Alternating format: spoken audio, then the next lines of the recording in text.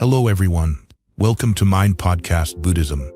Today, we are delving into a profound topic that lies at the very heart of Buddhist teachings, the Four Noble Truths, four supreme truths to attain Nirvana in Buddhism. These foundational principles outline the path to enlightenment and liberation from suffering, offering profound insights into the nature of existence and the path to spiritual awakening. Let's explore each of these truths and understand their significance in the journey towards Nirvana. 1. The first truth is suffering dukkha. Buddhism is a path of realism, neither pessimistic nor optimistic, and not bound by supernatural illusions but rooted in reality. The Buddha did not deny the existence of happiness in life, whether it be material or spiritual, across all social classes. However, no joy or happiness stays with us forever, it comes and goes. Because what is born of conditions will also perish quickly, human life is a continuous search for one happiness after another. Thus, what we call happiness may actually be suffering, similar to a sugar-coated pill that reveals its bitterness once the sweetness dissolves. Kings and queens have their own royal sufferings, while the poor also bear their own life's burdens, no less severe. In life, it's not always necessary to shed tears to feel ultimate pain. Sometimes, silent suffering can be the most excruciating. The pain is such that even the slightest touch feels like a sharp sting. So, what sufferings did the Buddha speak of? The language used by the Buddha to teach was not Pali but Magadhi. The Indian language is very complex. Even today, there are nearly 15 recognized languages, such as Sanskrit, Urdu, Bengali, and Hindi. Pali is not part of the Indic language group but a dialect of central India. The upper class and royalty of ancient India spoke Sanskrit, while the common people spoke Magadhi, the Buddha's native tongue. And the lowest class spoke Paishachi. During his lifetime, the Buddha gave numerous teachings during long, walking journeys across North India for almost half a century, but no one thought to compile them. After his passing, his disciples felt the profound absence of their master and decided to compile his teachings into scriptures. Thus, Buddhist scriptures were orally transmitted for nearly 500 years after the Buddha's death, relying entirely on the memory of those who recited them. The Buddha did not speak Vietnamese, Chinese, English, or French, but Indian languages. In Pali or Sanskrit scriptures, the Buddha used the term dukkha, making Buddhism sound overly negative and passive. In reality, the meaning of dukkha is vast, encompassing various aspects of psychological and physiological changes that cause disturbances, worries, and sorrows. Dukkha includes both the happiness and aspirations in life. In general, all mental activities such as joy, anger, love, hate, affection, desire, joy, anger, love, hate, sorrow, happiness, desire, are all considered dukkha. Any worldly happiness eventually leads to boredom, disappointment, dissatisfaction, and unfulfillment. Happiness is like a shadow, never graspable. The pursuit of happiness is always challenging. When obtained, it comes and goes quickly, leaving people in a constant search. This endless pursuit is never called happiness. In summary, all mental variations that give us feelings of happiness or suffering originate from external conditions. Truly, there is no inherent suffering or happiness in the world. When there is suffering or happiness, the ego is present, meaning I suffer or I am happy. Therefore, if there is no I, who suffers or who is happy? It is merely the sensations of the five aggregates. No one actually endures suffering or enjoys happiness. Suffering manifests in many forms, varying from physiological to psychological states. Regardless of how suffering changes, whether people live in any society or engage in any occupation, it generally falls into 3 kinds of suffering and 8 types of suffering. 1. 3 types of suffering. Suffering of suffering. This refers to ongoing suffering that piles upon itself, one sorrow following another. If we do not wish to invite suffering into our lives, others cannot cause suffering for us because our minds cannot let go. Remember, when you are happy, know that this joy is not eternal. Conversely, when you are suffering, know that this pain is also not permanent.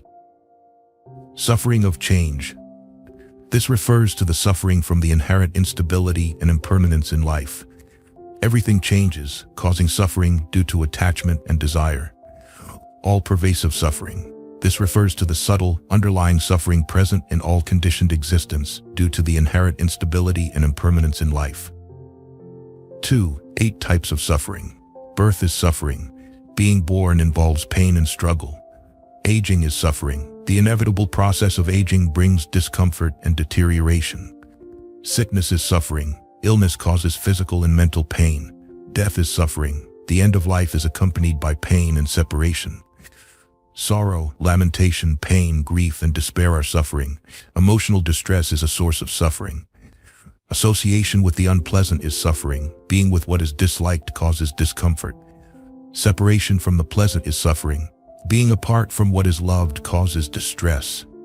Not getting what one wants is suffering. Desires and wants that are not fulfilled lead to dissatisfaction. These sufferings accompany us in our journey through life. The wise quickly realize this and seek enlightenment, while the ignorant continue to plunge into the vast ocean of existence, becoming lifelong slaves to worldly desires and attachments. The term suffering does not only describe physical pain or mental discomfort, but also includes anything that can cause or result in suffering. The truth about suffering teaches that due to the principle of impermanence, all forms of pleasure, even in a heavenly paradise, are subject to change and destruction. All forms of existence carry the seeds of suffering. Fearing suffering, people strive to seek pleasure, not realizing that pleasure deceives and betrays them. The more they pursue pleasure, the more disappointment they face, and thus they sink deeper into the ocean of suffering. In other words, suffering is the state of dissatisfaction and unfulfillment that makes people uncomfortable. Even the happiness pursued by people cannot last, as the conditions that create it are constantly changing, making no happiness truly lasting. The happiness we desire only exists temporarily, and the objects of our longing are merely transient and ephemeral, appearing and disappearing just like trying to hold a shadow or grasp a fragrance. Even geniuses often grapple with existential suffering, weariness, and loneliness. As Ernest Hemingway once wrote, "Happiness in intelligent people is the rarest thing I know." To the second noble truth, the cause of suffering, samadheya. Suffering is the craving for pleasures, desires, passions, and sensual indulgence, which arise and develop wherever there is attachment, satisfaction, or happiness. Typically, we measure suffering by our feelings, but feelings themselves are not suffering. Rather, the cause of suffering is the clinging to desires. This means that desires themselves do not inherently cause suffering, but the attachment to and grasping of these desires do. Every day our eyes see, ears hear, noses smell, mouths taste, and bodies touch countless desires that Buddhism calls delusions. Seeing a beautiful, expensive car ignites passion and pleasure. Hearing praise brings happiness. Drinking a good wine or eating delicious food brings a sense of euphoria. However, these pleasant feelings or happiness do not inherently cause us suffering. Suffering begins to form in the mind once we wish to retain, prolong, or chase after these pleasures. In the past, the Buddha and the saints still lived and operated within this world.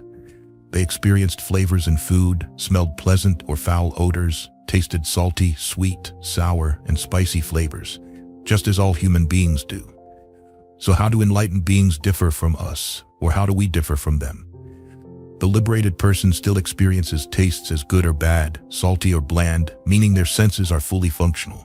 The difference between the saint and the ordinary person is that the saint does not cling to the good or bad taste. They eat simply to satisfy hunger. They eat good food, they eat bad food, without demanding it to be a certain way. Meanwhile, we only prefer delicious and exotic foods because they bring us pleasure and happiness. We want to prolong these moments of happiness and peace as much as possible. When the mind seeks after sensual desires, this is the cause of suffering. In other words, whenever we see, hear, taste, smell, or touch something, we know it very clearly, but we should not cling to these sensations. Currently, due to conditions, we have good food to enjoy. When the moment passes, the conditions end, and there is no more attachment or craving, the cause of suffering does not arise. Remember, material wealth in the world does not belong to us. It only provides for us. Therefore, we do not need to discard it. What we need to discard are the rigid attachments and mistaken thoughts about the self. Thus, knowing and experiencing things without clinging to them means the cause of suffering will no longer exist. Desires are things brought about by external conditions and do not inherently exist within us. If we do not see money, the fire of greed does not ignite. If we do not see a beautiful woman, the heart of the infatuated man does not flutter. But how do we let go of desires? The Buddha taught that letting go does not mean destroying or discarding, but simply letting it be, and the desire will pass. We need only mindfulness to recognize clearly that it is a desire, it is greed, it is anger, it is delusion, and then let it go without clinging or attachment, and it will disappear. When seeing money, this arises, the fire of greed ignites, that arises. Now if we no longer cling to or crave money, this ceases. The fire of greed is extinguished, that ceases. By practicing letting go, the cause of suffering will cease. Usually, sufferings arise from the constraints of ideals and the complexities we create for ourselves. Sometimes we are too strict, criticizing everything, including ourselves. In reality, life in the world we live in never go entirely according to our wishes. Therefore, if we practice proper letting go, the cause of suffering will permanently leave us. In conclusion, the immediate cause of countless sufferings is the impermanence of all things. This impermanence leads to birth, aging, sickness, and death. But the deep-rooted cause is craving. Craving changes unpredictably, from craving sights, sounds, smells, tastes, touches, to craving mental objects. It transforms extraordinarily from one form to another, enticing the human mind into its grip. Craving gives rise to sorrow and grief. Craving gives rise to fear. For one freed from craving, there is no sorrow, no fear. Free, the third noble truth, the cessation of suffering, Nirodha. When a practitioner completely eliminates suffering, meaning all seeds of greed, anger, ignorance, and craving are fully extinguished, they achieve the serene and free state of Nirvana. Nirvana is not a metaphysical realm or a celestial paradise somewhere in the universe. It is a state of purity and freedom, reflecting the mind of a person who leads a holy, virtuous, righteous, and saintly life, free from the afflictions of suffering. In other words, Nirodha is a mental state where desires and evil deeds are eradicated. A person living in this state is considered fully liberated and has mastery over life and death. Such a person is the happiest in this world. During the Buddha's time, a Brahmin hermit once met Sariputta and asked, "Nirvana, Nirvana, my friend Sariputta, what is it?" Venerable Sariputta replied, "The extinction of greed, the extinction of anger, the extinction of ignorance. That is what people call Nirvana." Speaking of Nirvana, the Buddha also taught, if beings have abandoned pleasures and desires and are filled with wisdom, they have attained the liberation from birth and death, the tranquility. They have reached Nirvana, which is the eternal, everlasting state right here in this life. Thus, Nirvana is not a realm or a place, and of course, Nirvana is not non-existence. Clearly, Nirvana cannot be described using human language or words, so does Nirvana truly exist or not? In the Milindapana, when King Milinda asked a similar question, Venerable Nagasena replied, "Your Majesty, Nirvana indeed exists and can only be comprehended with wisdom. If beings maintain a pure and upright mind, free from karmic hindrances and lowly desires, they will see Nirvana." The king requested an example.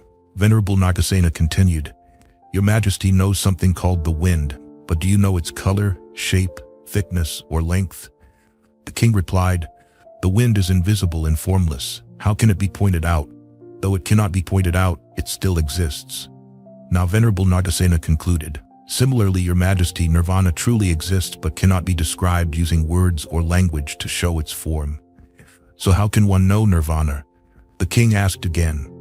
"Through the elimination of afflictions and karmic hindrances, by achieving peace and tranquility, one attains Nirvana."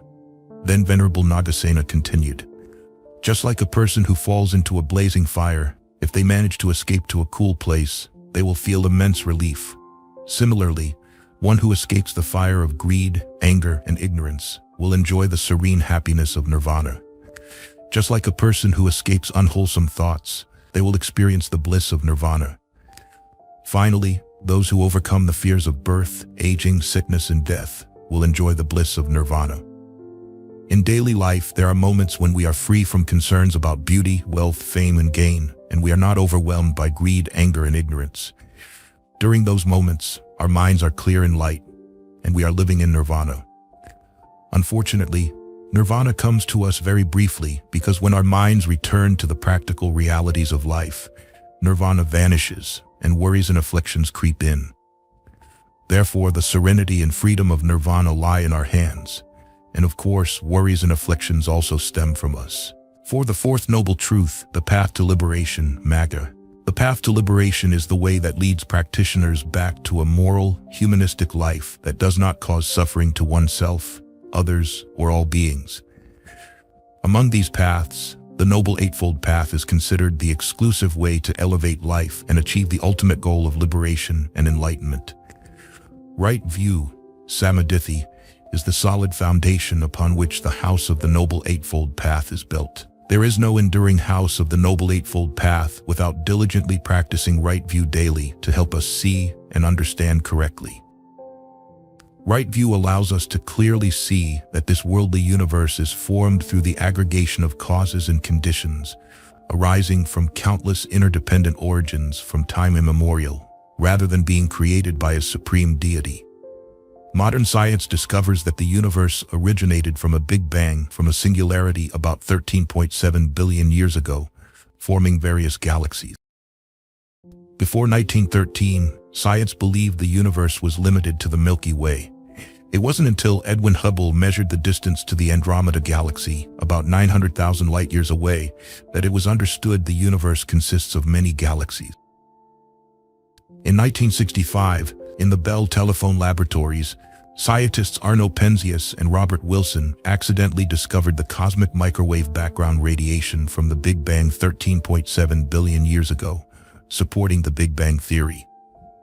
Currently, the universe is still expanding until all hot celestial bodies like the Sun completely burn out their fuel, such as hydrogen and helium, and the universe will fall into darkness and coldness.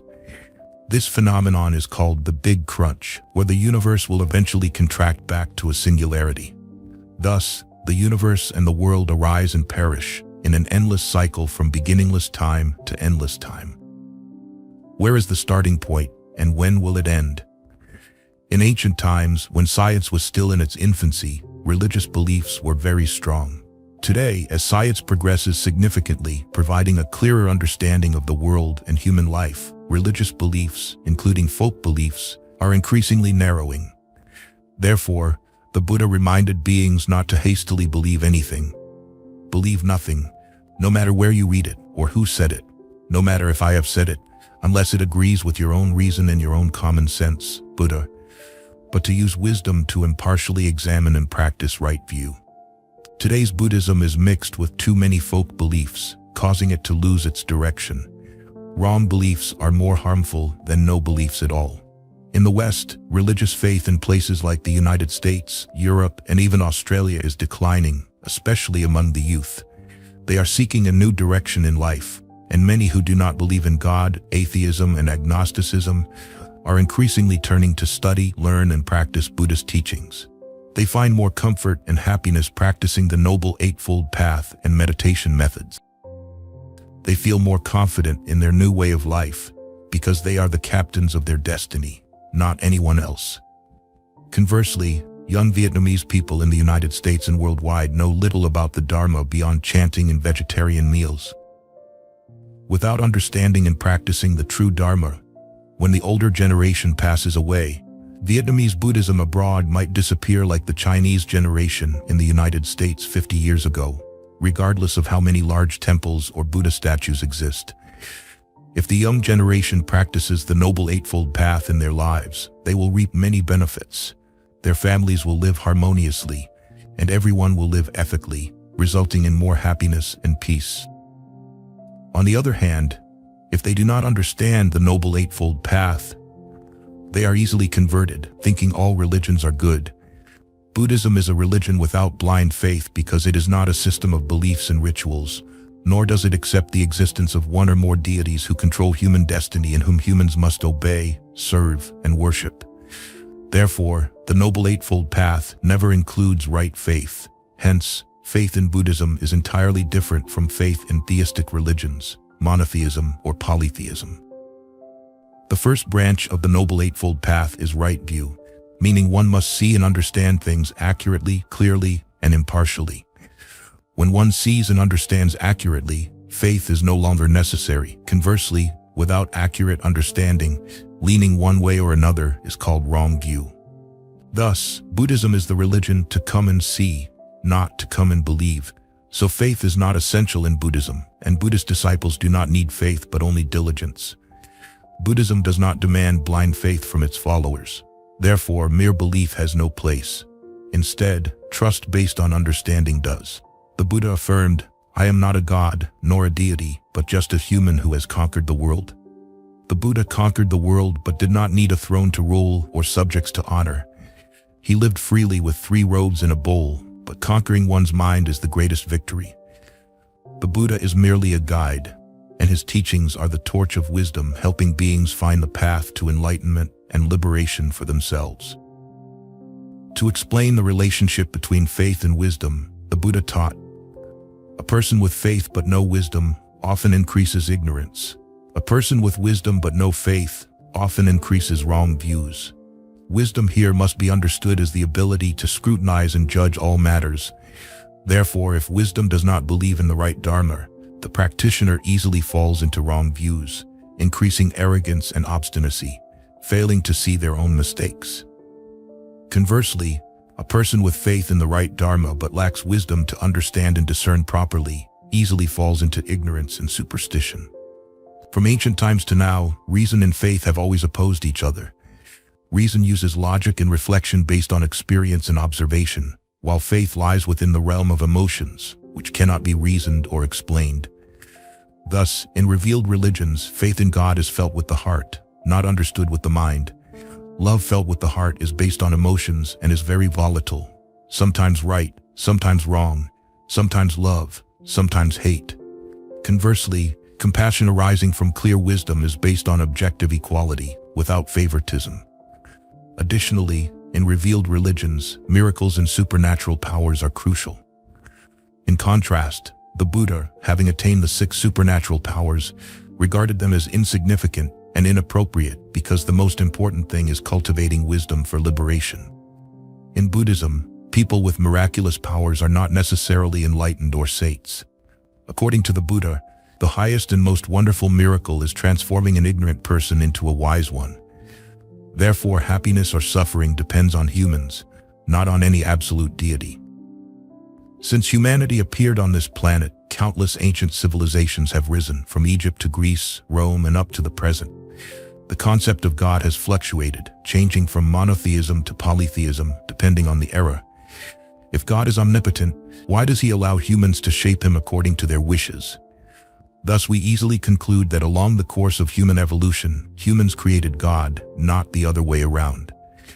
Evidence is that the Chinese God is not the same as the Jewish God or the Indian God, so today, each religion creates its own God. Christianity has God, Islam has Allah, Hinduism has Brahman, China has Jade Emperor, leading to wars, hostility, and killing each other for the exclusive right to a non-existent God. During the Buddhist time, Brahmanism believed that the soul, called Atman, individual soul, was created by the supreme deity, and all living beings on this planet had souls. The soul transfers from one body to another continuously until liberation, when the individual soul merges with the universal soul Brahman, the supreme deity, or the soul of the universe. When Buddhism emerged, the Buddha denied that humans were created by God and also rejected the concept of the soul, Atman, given by God. Therefore, during the Buddha's time, there was a clear distinction between Buddhism and Brahmanism. Buddhism advocated atheism, the elimination of the ego, self-liberation, equality, and lacked complex rituals and sacrifices. The Buddha did not accept the concept of an immortal soul or a permanent ego. Conversely, Brahmanism believed in the existence of the ego, and upon death, the ego merges with the universal soul for liberation. Therefore, people pray to the supreme deity, believe in the gods, and make offerings for blessings and forgiveness. In the Dhammapada, verse 145, the Buddha affirmed, "By oneself is evil done, by oneself is one defiled, by oneself is evil left undone, by oneself is one made pure. Purity and impurity depend on oneself. No one can purify another." After attaining the 4th meditation, the Buddha, with insight and the wisdom of a fully enlightened one, saw that all beings in the universe are the results of causes and conditions. This exists because that exists. This arises because that arises. This ceases because that ceases. One cause leads to another, forming the world and human life, without any creator. Thus, the Buddha denied the existence of God in life, and of course, without God, there is no one to give anyone a soul. According to theistic religions, the soul is an eternal entity given by God to humans, capable of transferring from one body to another or from one realm to another. In contrast, in Buddhism, there is no mind, so how can there be a soul? The mind, according to Buddhism, is called consciousness. Consciousness is the awareness that constantly changes based on the psychological and physiological transformations of humans whenever the six senses contact the six objects. For example, the eye sees forms, the ear hears sounds, the nose smells scents, the tongue tastes flavors, the body feels touch, or the mind cognizes objects, bringing countless thoughts to the mind, giving us awareness. Buddhism uses the term moment, ksana, to refer to the smallest unit of time, and a moment occurs very quickly because each blink of an eye can contain hundreds of moments, similar to the smallest unit of time measurement today, which is the second. When enlightened, the Buddha, with insight and the wisdom of a fully enlightened one, saw that sentient beings do not have a mind but only a continuous stream of thoughts connecting with one another, giving us the illusion of having a mind. For example, in one moment, the eye sees a form, giving us the awareness of form, eye consciousness. In the next moment, the ear hears a sound, giving us the awareness of sound, ear consciousness. The following awareness replaces or follows the previous awareness, continuously arising and ceasing, forming a stream of consciousness, but there is no fixed mind. The mind after replaces the mind before, continuously flowing in our soul. Thus, consciousness in Buddhism is the continuous flow of thoughts, moments. Due to the mistaken belief of having a mind, people think there is an ego within. Now, without a mind, how can there be an ego or a self, which is completely selfless? For example, at night, looking at the highway in the United States, we see the lights forming a continuous flow like a winding river. If we remove all the cars, the river of light will no longer exist. In other words, without the lights from the cars connecting, there would never be such a long stretch of light. The human mind is similar, although each moment of thought is swift. Continuously connecting those moments forms a stream of consciousness, which people mistakenly believe to be the mind. Listen to the record in the Gateless Gate of the first conversation between Bodhidharma and Huike. Bodhidharma was sitting facing the wall. Huike stood in the snow, drew a knife, cut off his arm, and said, "I cannot pacify my mind, please pacify it for me." Bodhidharma said, "Bring your mind here, and I will pacify it." Huike replied, "I cannot find my mind." Bodhidharma answered, "I have already pacified your mind. The past mind is gone, the future mind has not yet come, the present mind is restless and constantly changing." So what mind was Huike searching for? Because of the mistaken belief in having a mind, the Buddha taught, the mind is the greatest deceiver. Others may deceive you for a moment, but it will deceive you for a lifetime. If God is omnipotent and omnibenevolent, why did he create a world full of sins and suffering? Why did he create numerous natural disasters, destruction, and the killing of sentient beings? Where is his compassion? Can prayers reduce natural disasters, epidemics, wars, or human suffering? Therefore, Buddhism denies the existence of deities in human life. According to the spirit of Buddhism, humans must solve their own problems like war and peace, happiness and suffering. War or peace is determined by humans, not by any gods or heavens. If humans live with tolerance and love, they transform war into peace. Conversely, if leaders pursue dark ambitions, peace turns into war and killing. Additionally, the movement of the earth, volcanoes, tornadoes, and the law of impermanence, birth, existence, decay, and death cause harm to humans. Generally, it is due to human greed, destroying their environment through wars, nuclear experiments, deforestation, and pollution, creating dangerous chain reactions for humanity. Humans, to satisfy their greed, go against nature by extracting millions of resources from the earth and sea, from diamonds to gold, silver, aluminum, iron, gas, and oil, and releasing millions of tons of toxic waste, causing suffering through natural disasters, earthquakes, tsunamis, floods, and droughts. Thus, humans cannot believe in a deity who would heartlessly punish and destroy humanity, causing widespread suffering and death. A massive earthquake occurred on April 25, 2015, in Nepal. with a magnitude of 7.8 on the Richter scale, 80 kilometers northwest of the capital Kathmandu, killing over 8,000 people and injuring over 18,000. Subsequent smaller earthquakes caused further terror. More than 2 weeks later, on May 12, 2015, another earthquake with a magnitude of 7.3 struck 83 kilometers east of Kathmandu, causing more damage. Nepal, although the birthplace of the Buddha, has only about 20% Buddhist population, with 80% being Hindu. According to Hindu customs, every 5 years, Nepal organizes a sacrificial ceremony, killing 250,000 animals, mostly buffaloes, goats, and birds.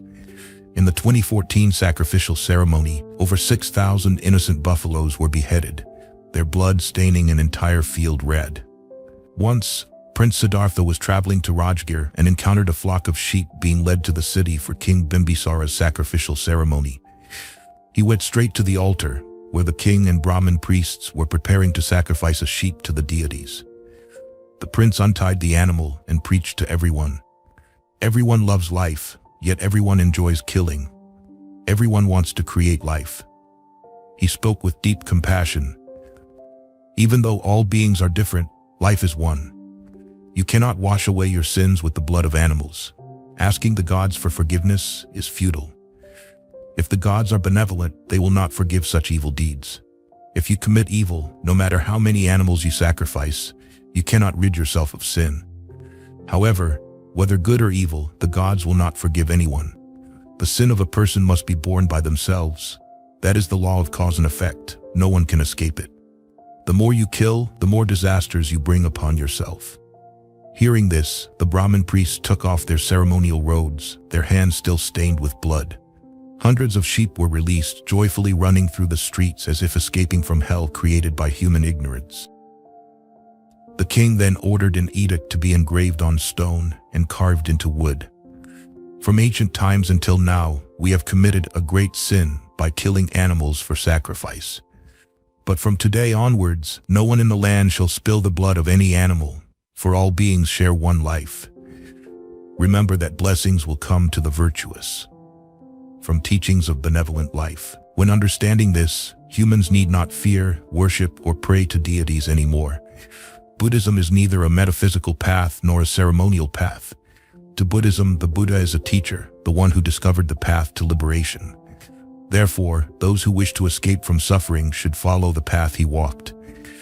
The Buddha is only a guide. Whether to follow the path is up to sentient beings. To achieve results, beings must be self-reliant and practice to reach liberation, not relying on the Buddha or any deities. In summary, Buddhism is not a religion of trade, magic, or promises. Liberation and enlightenment, or the serene peace of Nirvana, come from beings themselves, not granted by the Buddha.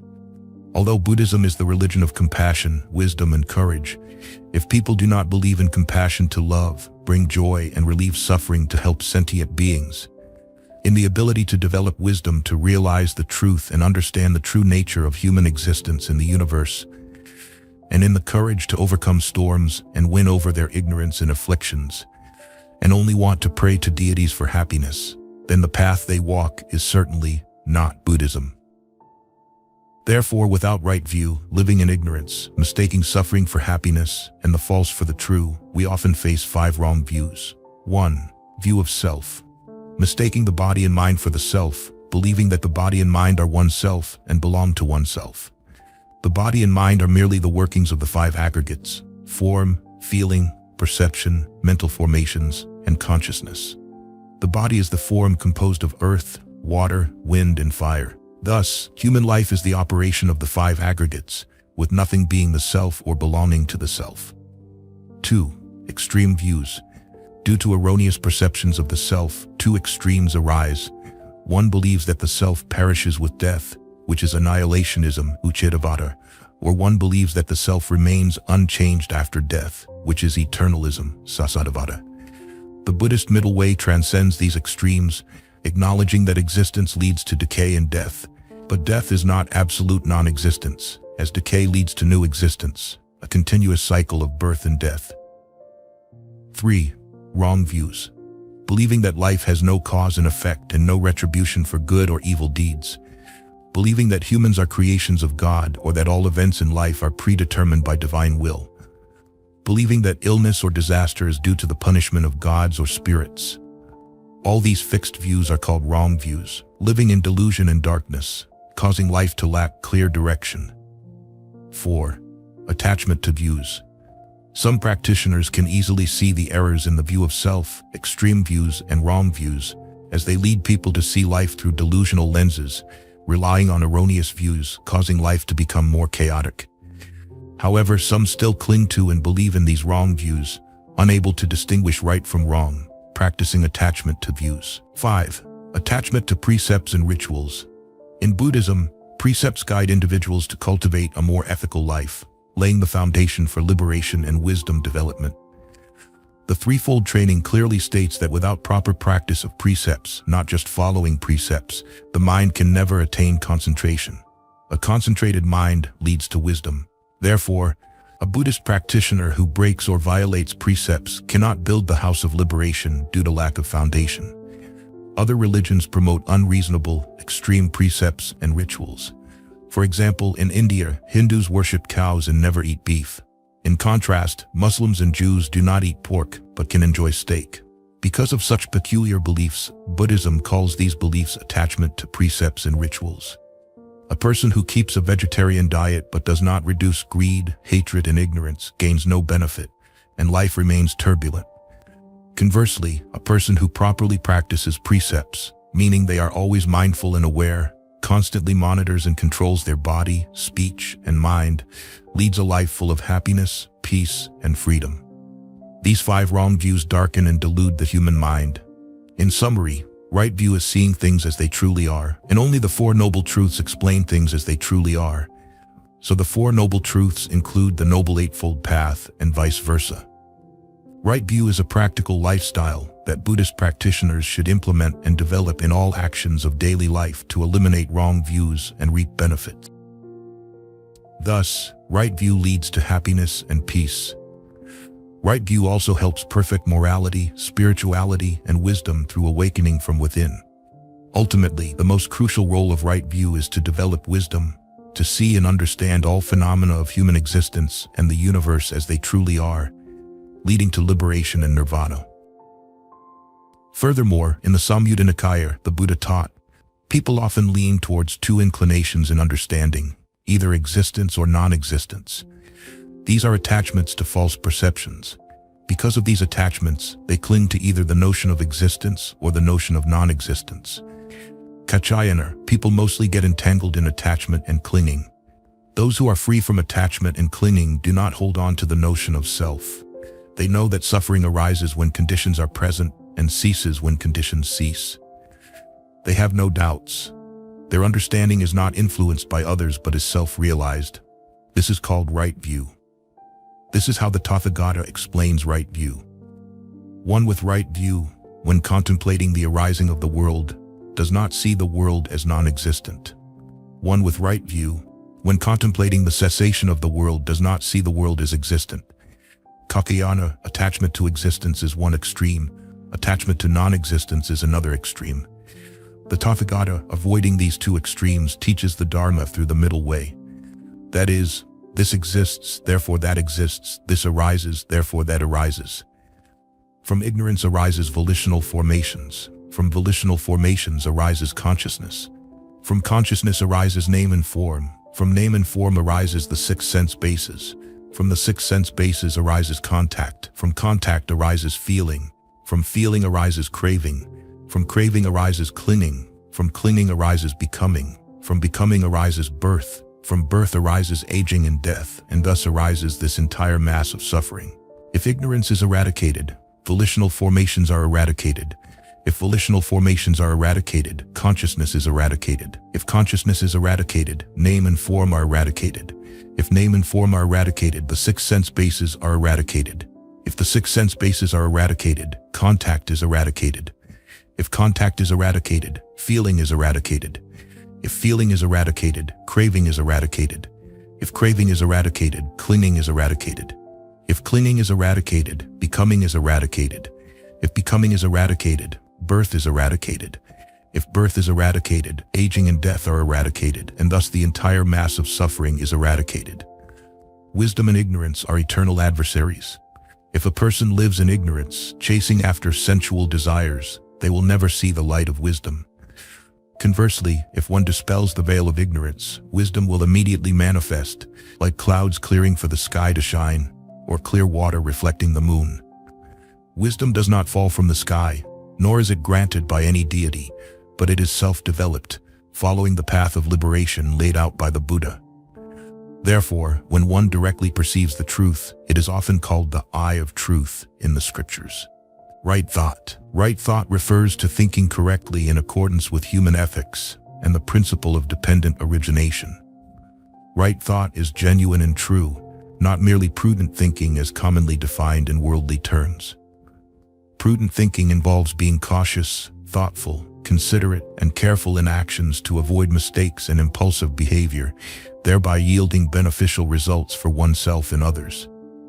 However, prudent thinking is only a small part of right thought, as it merely serves to satisfy temporary happiness in everyday life. While prudent thinking helps people avoid wrong decisions and achieve good outcomes, these outcomes still lead people astray in the orbit of greed, hatred, ignorance, and sensual desires, resulting in suffering and distress. Often to gain wealth, one might resort to dishonesty, unfair competition, or harming others for personal gain. Thus, prudent thinking does not necessarily equate to right thought. Many people in the world practice prudent thinking daily, yet they still cling to wrong views and superstitions, believing the universe was created by a deity who predetermines human fate.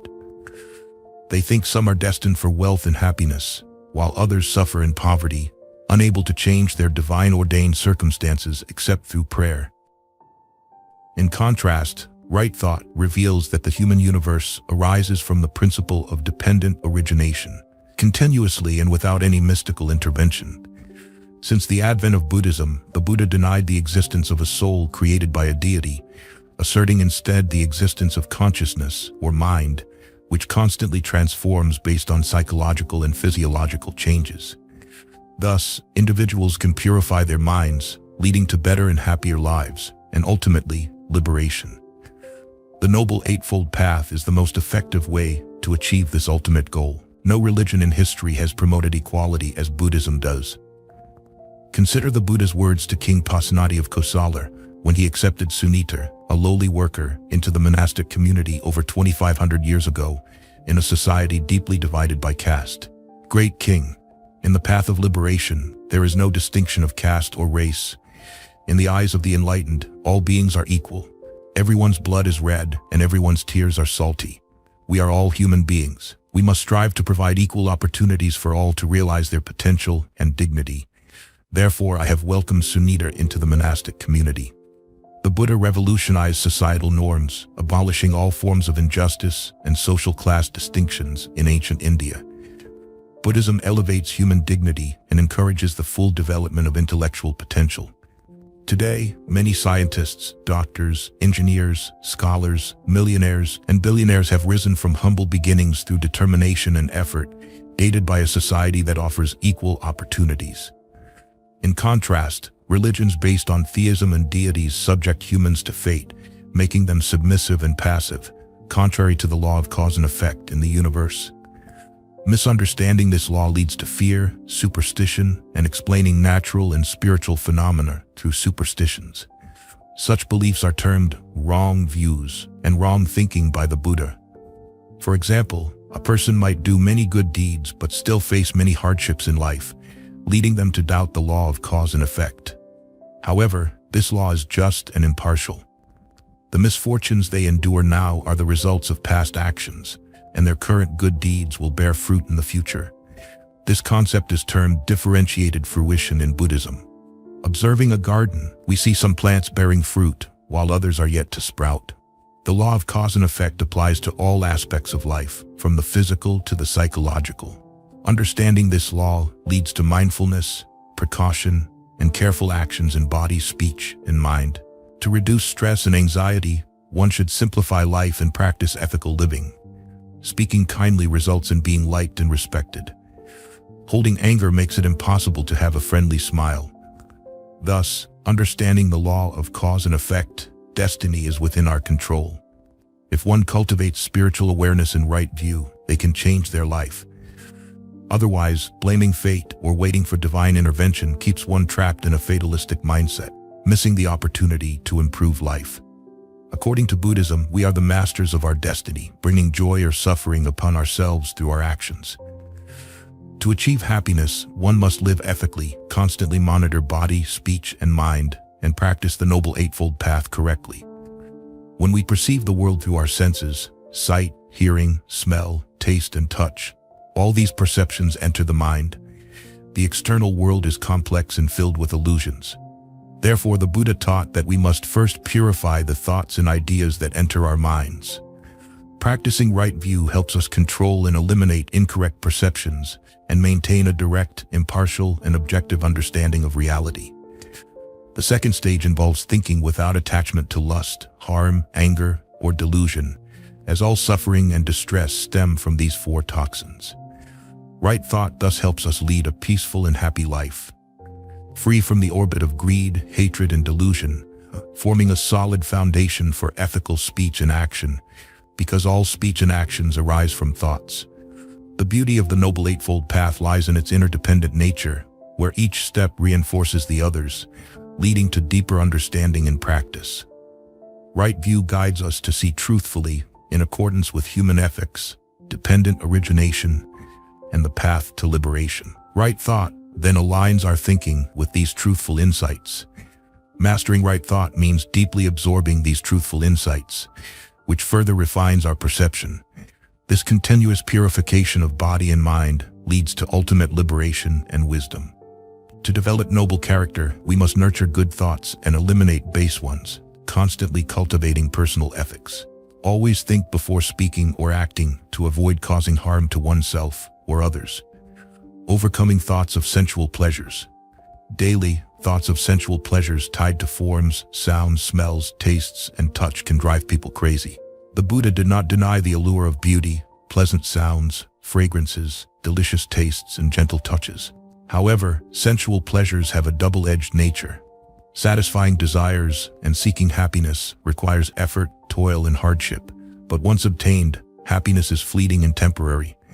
Thus, happiness is like a shadow that can never be grasped. It never stays. As soon as it is achieved, it becomes boring, and we seek new happiness, creating an endless cycle. Hence, pursuing sensual pleasures only brings more suffering. If greed is one of the roots of unwholesomeness, how can we live without desire? In today's advanced materialistic world, we must distinguish between wants and needs. We need essential things like food, clothing, housing, transportation, and computers to live comfortably.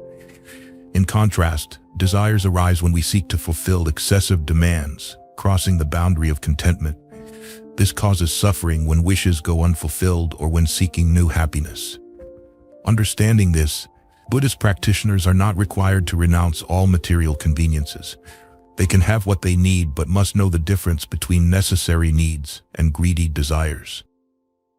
Right thought helps us think about the impermanent, transient, and fleeting nature of all worldly phenomena. The Buddha compared the dissolution of worldly phenomena to a dream, an illusion, a bubble, a mirage, morning dew, and lightning in the sky. Thinking this way gradually frees us from the bondage of worldly pleasures, leading to a peaceful and liberated life.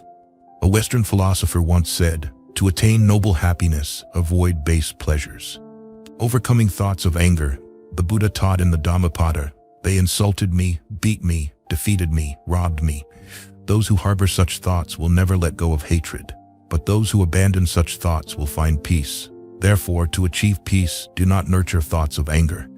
The Buddha also taught, abandon anger, let go of pride, break free from all bonds, and suffering will no longer control you. Thus, those who harbor thoughts of anger are burning themselves with their own anger before acting against others. Living in hatred, one is tormented, lonely, and isolated.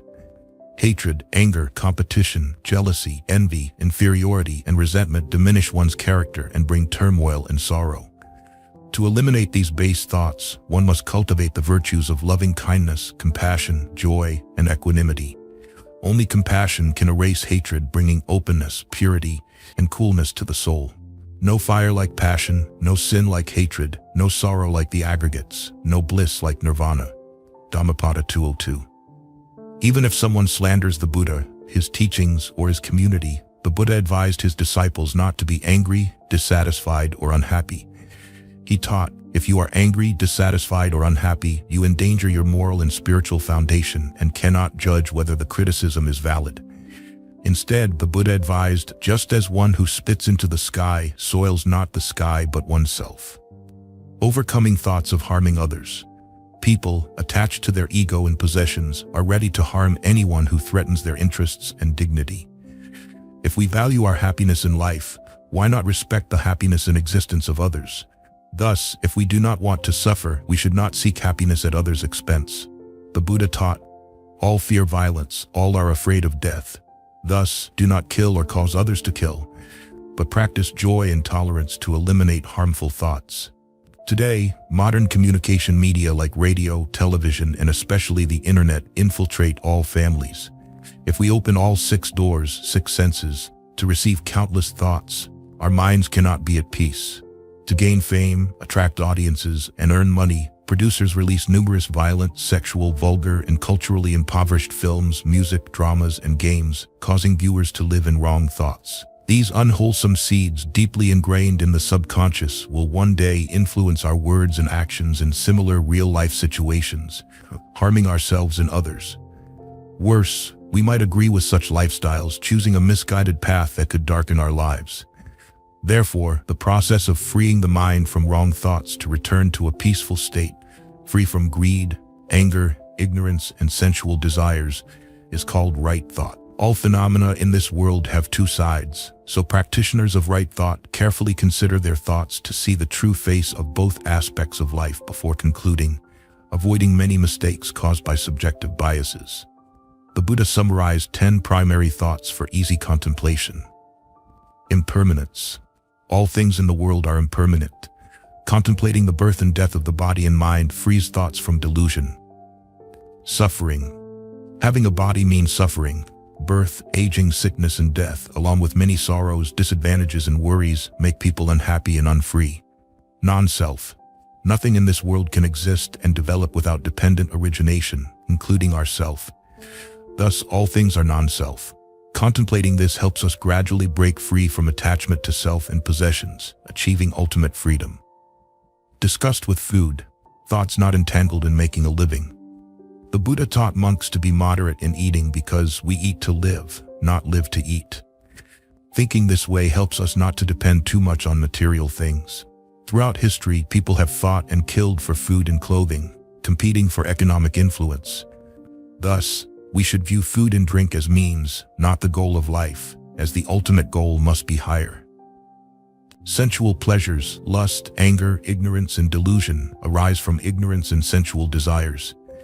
The Buddha also taught, beings are influenced by 8 worldly conditions: gain and loss, fame and disgrace, praise and blame, pleasure and pain. Those who free their thoughts from these unwholesome conditions will attain freedom and liberation. Greed is dreadful. Hatred too burns self and others. No net like delusion, no river like desire. Dhammapada 251. Contemplation of death. Birth leads to death. Understanding the aggregates as empty, one does not cling to life or fear death, living peacefully and dying calmly. Contemplation of transgressions. Overly valuing the body and protecting it at all costs.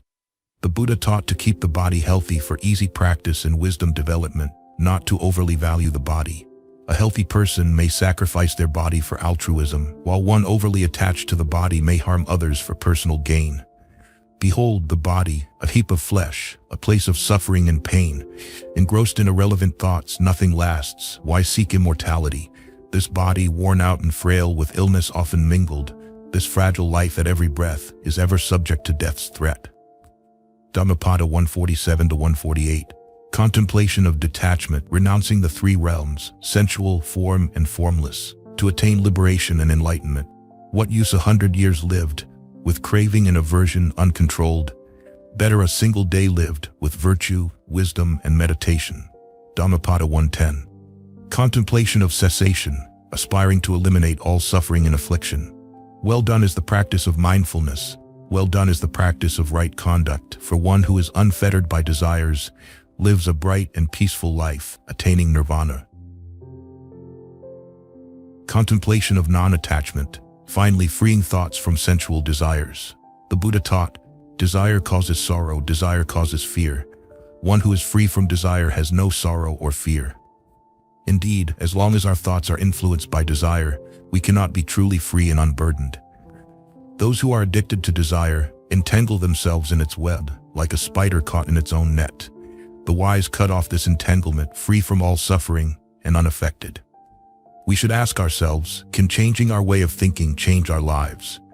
Regardless of what thoughts or ideas arise in our minds, what we see or hear, a practitioner of right thought always transforms all bad and evil thoughts into good and wholesome ones, negativity into positivity, bad people into good ones, pessimism into optimism, doubt into trust, anger into love and forgiveness, contempt into respect, sorrow into joy, failure into life lessons, etc. Knowing how to transform thoughts means changing our perspective and way of living, leading to a happier and more peaceful life. We create our lives, and our happiness or suffering is self-inflicted. Why not reflect on ourselves to understand our behavior and accept the circumstances we face daily? If the world is impermanent and non-self, why hold on to things that cause us suffering? Let go of unnecessary attachments and strive to change and abandon all bindings, like a swimmer shedding heavy stones on their back. Abandon the mindset of always being right. Because of stubbornness and ego, many cannot accept being wrong and always think they are right, even if it risks a good relationship and causes stress. Whenever you argue about who is right, ask yourself, do you want to prove you are right or be a good person? What do you gain here? Is your ego so big that you cannot let go? Abandon blaming others. Stop blaming others for what you have or don't have, for how you feel or don't feel. Since the mind is outwardly focused, people only see others' faults, never their own. Don't waste your qualities and take responsibility for your life, for no one is entirely good or bad. Seeing your own faults and not others increases life's value and enhances character.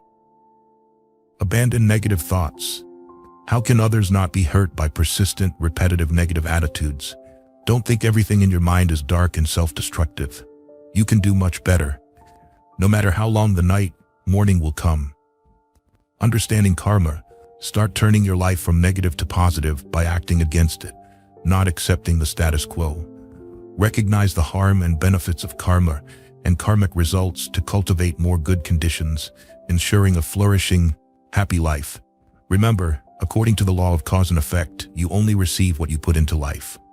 Abandon inferiority. Stop being insecure about what you can or cannot do. From now on, don't let your beliefs limit and imprison you.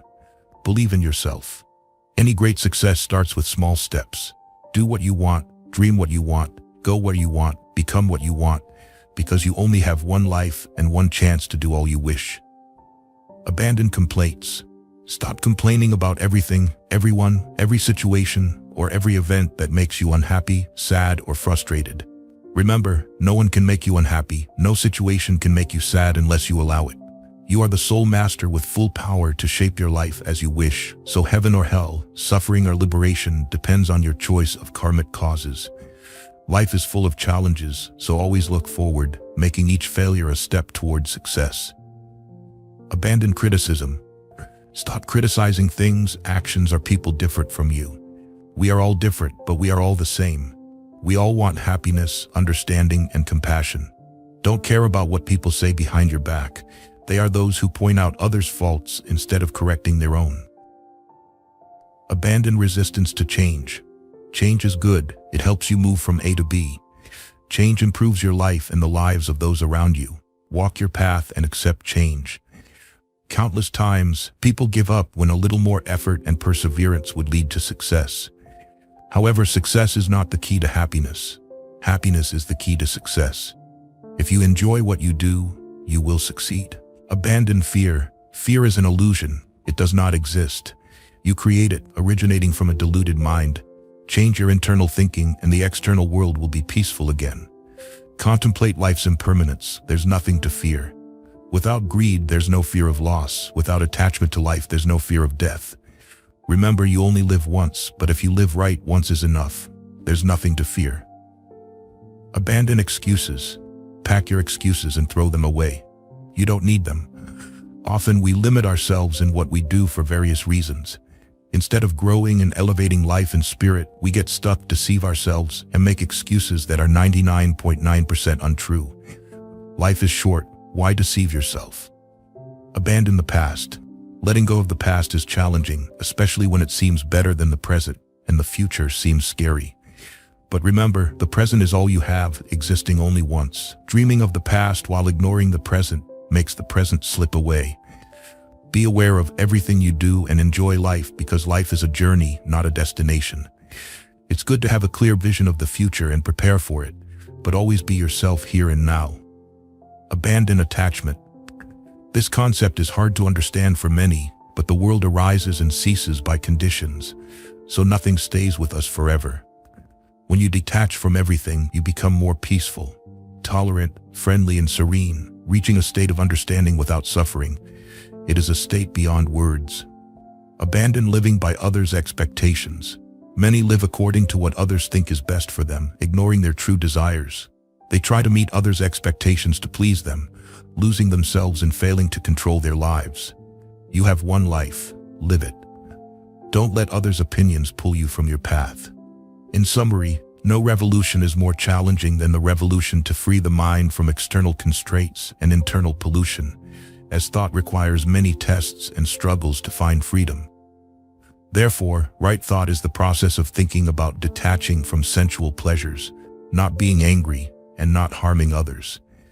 This genuine thinking forms a solid foundation, guiding the mind on a holy path and freeing it from suffering. Most importantly, thinking beyond the three realms, sensual, form, and formless, with the determination to end the cycle of birth and death, is truly right thought.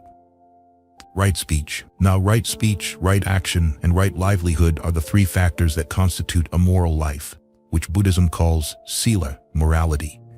Morality in Buddhism does not mean a set of dogmas that followers must strictly obey or face punishment as in some other religions. Instead, the essence of sila is to live ethically, cultivate virtue, and live according to one's conscience. Proper practice of sila ensures a peaceful and happy life. Conversely, life will be full of turmoil and suffering. The Buddha introduced sila to encourage beings to live a pure and ethical life. Whether to practice it or not is up to each individual, as the Buddha has no power to punish or reward anyone. However, according to the law of cause and effect, if one sows good deeds, they will receive good results and happiness. Conversely, sowing unwholesome deeds will result in suffering. The Buddha introduced the House of Enlightenment with 3 floors. The first floor is the foundation. To ensure the House of Enlightenment is solid, the practitioner must build a strong foundation, which is sila. Thus, breaking sila means the House of Enlightenment will collapse. Fully practicing sila means living a moral life, making life light, serene, and free from worries and sorrow. The second floor is concentration. After leading a pure life, the mind becomes serene, allowing the practitioner to enter and practice various levels of concentration. The third floor is wisdom. This is the highest and ultimate goal of Buddhism, which is wisdom. Once the mind is concentrated, the practitioner continues using insight meditation, eventually leading to the arising of wisdom, which directly perceives the truth. The Noble Eightfold Path is a continuous process with closely related, interactive, and mutual support elements. The Buddha first introduced right view so that individuals have an accurate and unbiased understanding of themselves and the world around them. Following this, the Buddha introduced right thought, because only with correct understanding can the mind think of righteous and beneficial things for oneself and others. Incorrect understanding leads to wrong thinking, inclined toward satisfying the desires of the ego, greed, hatred, ignorance, and sensual desire. After right thought, the Buddha introduced right speech, right action, and right livelihood, because thoughts turn into speech and actions. The trio of body, speech, and mind are the main factors that help people live peacefully, happily, and tranquilly. Conversely, the same trio can cause people to fall into suffering, making life tumultuous, and of course, creating bad karma leading to future suffering. In summary, the body includes right action, right livelihood, and right effort. speech includes right speech, and the mind includes right view and right thought. Thus, the entire Buddhist teaching aims to help people purify their body, speech, and mind, improving life to become noble, light, happy, and peaceful. Speech plays a crucial role in life as it directly reflects the relationships between people. It is the communication bridge that fosters understanding and sympathy, and it can also lead to opposition, enmity, and jealousy. In daily activities, from family to society, speech is the bridge that brings people closer, making life more meaningful and happy. Conversely, speech can cause discord among siblings, separation between spouses, parents' anger towards children, and neighbors or friends turning away from each other. Under normal circumstances, speech reflects a person's character, except for those who are hypocritical. In modern advanced countries, they have even developed sign language so everyone can converse and exchange thoughts. Therefore, speech brings people closer, making it easier to understand and share any feelings. When one can express themselves, the frustrations in their heart are relieved, like releasing water through a dam. In family life, every parent wishes for their children to be happy and find their own path. A smart child is not necessarily a happy one. However, a child who feels loved is nurtured to be independent, dream big, have clear life goals, and always know what to do in the future to be happy. This depends on how parents love, communicate, and teach their children from an early age. Parents want to teach their children to read, to develop their intellect, and to shape them to be independent, but often fail due to the children's resistance. The main reason is that children lack self-assessment abilities to motivate themselves to study and listen to their parents. To help children develop self-confidence and self-assessment abilities, the first step is to make them feel they are important to their parents, thus understanding the meaning of life. To show this, nothing is better than daily gestures and actions such as being close, talking, being patient, and praising. These are the bridges that bring parents closer to their children.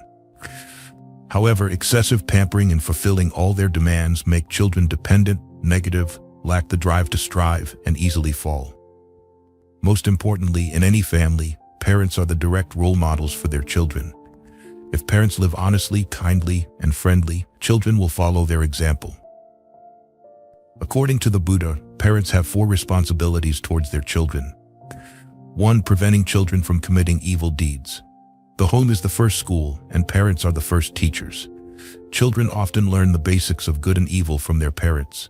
Careless parents may directly or indirectly instill lies, deceit, dishonesty, slander, revenge, shamelessness, fearlessness of wrongdoing, and immoral actions into their children's young minds.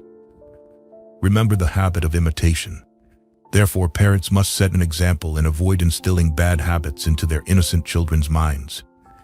However, the most critical factor is children's exposure to bad influences from friends, so parents should monitor and encourage their children to associate with ethical individuals or families, because near ink, you'll be stained, near light, you'll shine.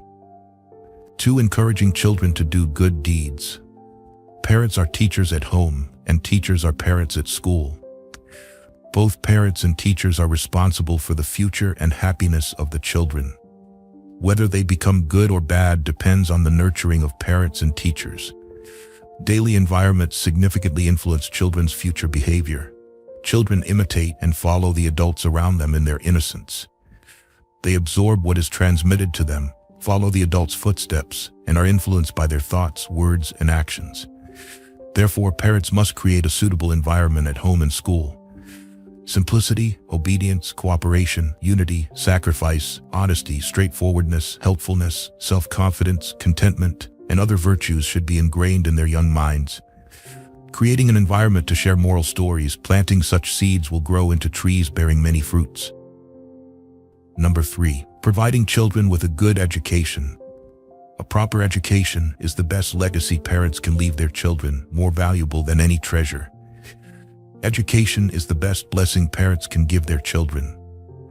Education should be imparted from a young age in a moral atmosphere, training them to maintain noble discipline, human ethics, and love for people. This deeply affects their lives. Successful children in life often inherit a beautiful cultural legacy and have a clear future direction. 4. Passing on assets to children at the right time. Parents not only love and care for their children under their protection, but also worry about their future and happiness. Parents work hard to create wealth, but do not hesitate to let their children inherit it. They leave assets to their children, but do not want them to waste them, only to use them to improve their living standards. In all these actions, mutual respect and concern for both parents' debt and children's happiness are crucial. The Buddha emphasized that parents should be careful and delicate about the issue of assets, because their influence is like a double-edged sword. If children are independent and self-sufficient, they do not rely on their parents' assets because they can create their own. Conversely, if children have no future and no stable career, they depend heavily on their parents' assets. However, no matter how vast the wealth, it will eventually run out, leaving their future uncertain. Bill Gates, the second richest person in the world with assets of over $100 billion, plans to leave only a small amount to his children, donating the rest to charity. His primary reason is to make his children responsible, test their talents in life, develop their mental potential, benefit society, care for the poor, and live a virtuous and humble life. Parents in the United States should also be careful when passing on assets before retirement. Unlike Eastern cultures, where parents save and build a legacy for their children, Western cultures have a different perspective. In the US, children are largely self-sufficient and do not rely on their parents, so American parents rarely pass on assets before they die, using most of their wealth for their retirement. Today, there are many sad stories about children's coldness towards their parents in nursing homes within the Vietnamese community. In this world, many filial children exist, but there are also cases where children struggle with life and cannot care for their elderly, ailing parents. Therefore, parents should remember, parents' money is the children's money, but the children's money is always the children's money. Thus, parents should be careful not to pass on all their hard-earned assets to their children, avoiding future regret and loneliness in nursing homes, waiting for visits in vain. The Buddha taught that those who speak kindly and gently will be trusted and respected because their words come from a calm and pure inner state, always friendly. Conversely, the Buddha warned against malicious speech. This includes harsh, rude, bitter, arrogant, and cursing words. Such speech causes annoyance, suffering, and even death, reducing one's character, leading to bad karma and suffering that one will eventually endure. When we speak curses and bitter words, it's like releasing swords from our mouth to cause suffering to others. This is malicious speech. Therefore, the Buddha taught, to destroy someone takes one word, but to build someone takes 1,000 words. Speech always has a dual effect, positive or negative. So a person with mindfulness always thinks and reflects before speaking. Conversely, those without awareness speak thoughtlessly, insensitively, and easily offend others. The Buddha advised speaking mindfully, knowing what one will say, and considering the consequences. Speaking behind someone's back often leads to disputes and misunderstandings, sometimes destroying relationships. In severe cases, it can lead to lawsuits for defamation or damaging reputations. Meditation in Buddhism is for reflection and self-examination. Practitioners reflect on what they have said, done, or thought, whether it brings happiness, peace, or suffering. According to Buddhist principles, right speech is honest speech that does not create unwholesome karma, meaning not lying, not using harsh language, not speaking bitter curses, not gossiping, which often leads to disputes, misunderstandings, wastes time, and disturbs the mind. In summary, right speech is not only honest and free from unwholesome karma, but also uses speech to create good karma.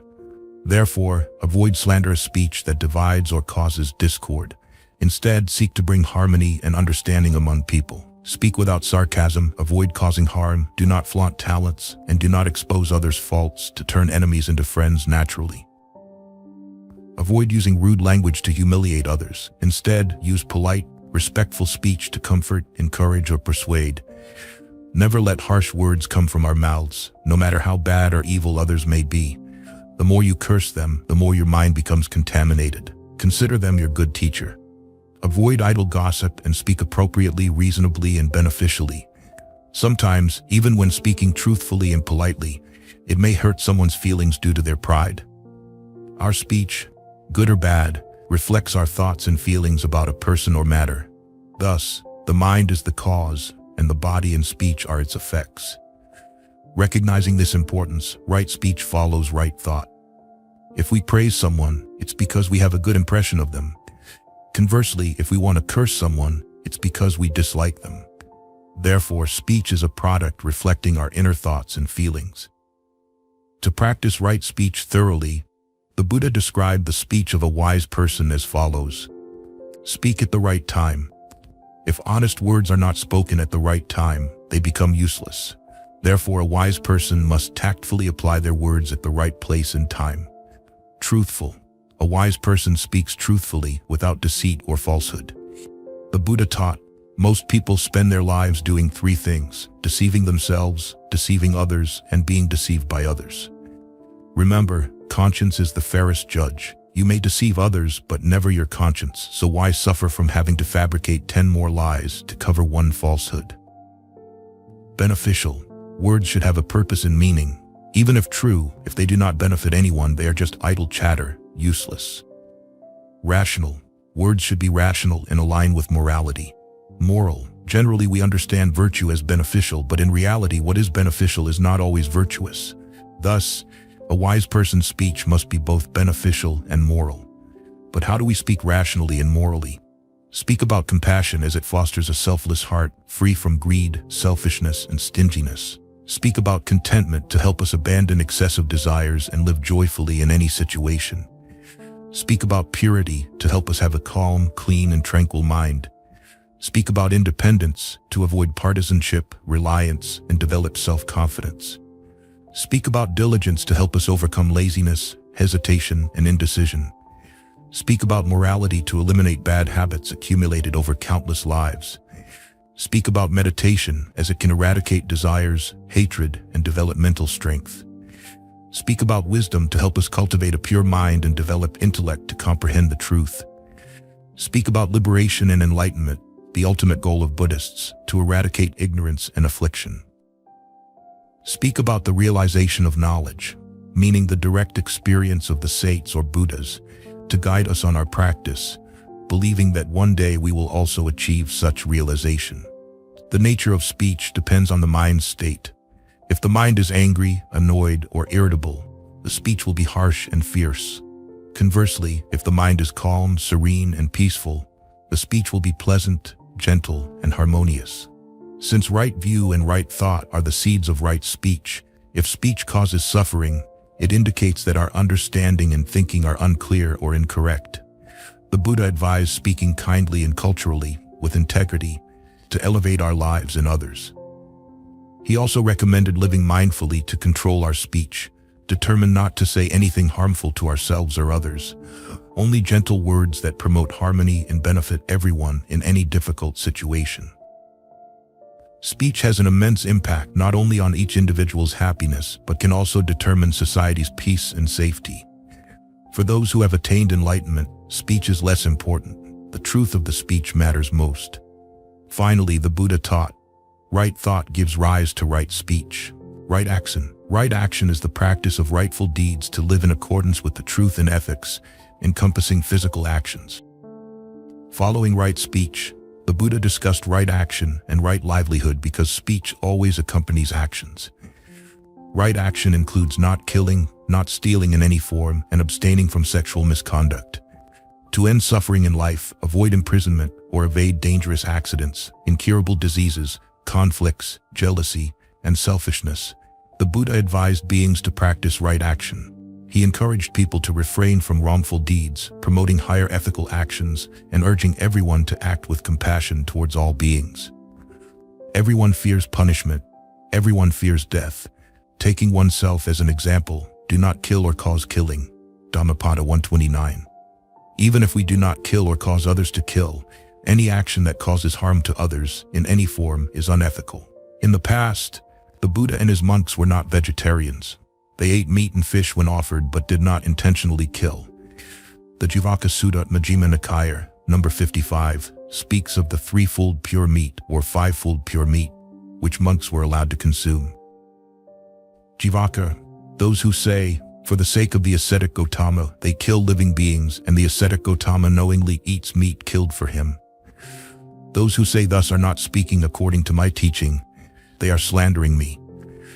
I say that there are 3 instances in which meat should not be eaten: when it is seen, heard, or suspected that the animal was killed for oneself. I say there are 3 instances in which meat should be eaten: when it is not seen, not heard, and not suspected that the animal was killed for oneself. Furthermore, the 5-fold pure meat includes the above 3 and meat from animals that died naturally or from animals eaten by other creatures. According to the Buddhist teaching, if one does not see, hear, or suspect, and certainly does not kill the animal oneself, then one does not break the precepts, meaning one should seek buy meat already prepared, sold in the market. The Buddha taught that those who do not create the karma of killing living beings will have a long life. Those who create the karma of killing, shortening the lives of living beings, will have a short life. Evil karma brings suffering, leading to a body prone to illness and weakness. The issue of vegetarianism and meat eating is a sensitive topic. However, in Vietnam during the Tron dynasty, Master Tu Trung, who had a younger sister, Empress Nguyen Ton Thien Cam, hosted a banquet in the palace with both vegetarian and non-vegetarian dishes. Master Tu Trung ate without distinguishing between vegetarian and non-vegetarian food. The Empress asked, "How can you attain Buddhahood while eating meat and fish?" The master laughed and replied, "Buddha is Buddha, and I am me. I do not need to become Buddha. Buddha does not need to become me. Have you not heard the ancients say that Manjushri is Manjushri, and liberation is liberation?" Discussion. Master Tu Trung said, "Buddha is Buddha, and I am me, meaning the mouth is the mouth, but the mind is always the mind. Thus, while the mouth eats meat, the mind does not. So there is no defilement." Here, the master wanted to break the attachment to the method of practice and emphasize the importance of cultivating the mind. For the liberated person, even if the mouth chews meat, the mind remains as calm as if chewing tofu. This exemplifies the saying, "Unattached to anything, the mind arises," meaning even though the eyes, ears, nose, tongue, body, and mind interact with forms, sounds, smells, tastes, touches, and dharmas, the mind remains calm and detached, leading to peaceful nirvana. This is the story of a liberated person, but as ordinary people, we should be cautious because our minds are still attached. About 500 years after the Buddha's nirvana, Mahayana Buddhism emerged, and Mahayana scholars introduced 5 new ideas to differentiate from Theravada Buddhism. These are: 1. Transforming the ideal of nirvana of the arhats into the ideal of bodhisattva. 2. Introducing the 6 paramitas, wherein compassion is placed alongside wisdom. 3. During the Buddha's time, Buddhism only promoted self-realization without faith. Hence, in the Dhammapada, the Buddha said, "Be a lamp unto yourselves, take refuge in the Dharma, follow the Dharma for liberation, do not seek liberation elsewhere, neither in another person nor in another place." 4. Expedient means became essential, including the unimaginable realms, the Buddha worlds, and the Buddhas like Prabhutaratna appearing, or the Buddha using miraculous powers to shake the world, as in the Lotus Sutra or Vimalakirti Sutra. Such realms did not exist during the Buddha's lifetime. 5. To suit the teachings of the non-dual world, Mahayana introduced the concept of emptiness and redefined all theories of emptiness to fit the new teachings, differentiating from Theravada. To promote the bodhisattva ideal, Mahayana Buddhism advocated non-violence, meaning bodhisattvas should not eat meat. Thus, some Mahayana schools advocate vegetarianism. This idea can be found in the Lankavatara Sutra, the Sarangama Sutra, and the Mahaparinirvana Sutra. However, some Mahayana or Vajrayana schools do not practice vegetarianism, such as many Japanese Mahayana schools or Tibetan Buddhism, Red Sect. Listen to the 14th Dalai Lama on vegetarianism. I also tried to be a strict vegetarian from 1965 and maintained it for about 22 or 23 years. Then I became weak, and the doctors advised me to change my diet. For those who can maintain it, it is best to be strict vegetarians. Therefore, being vegetarian is a good virtue, but more importantly, one must purify one's body, speech, and mind.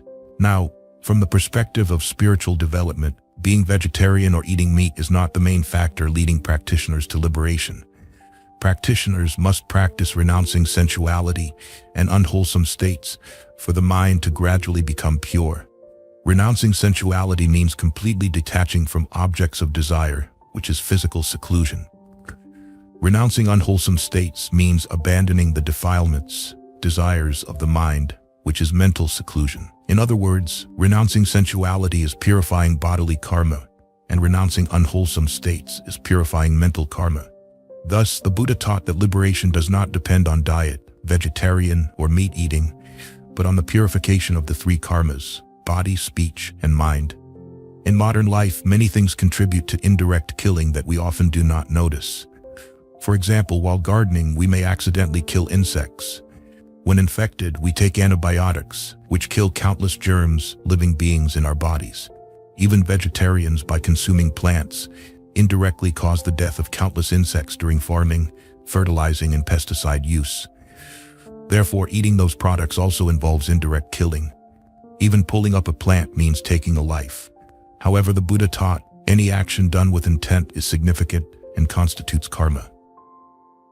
Stealing does not necessarily mean robbing a bank or shoplifting. Stealing means taking anything that does not belong to us.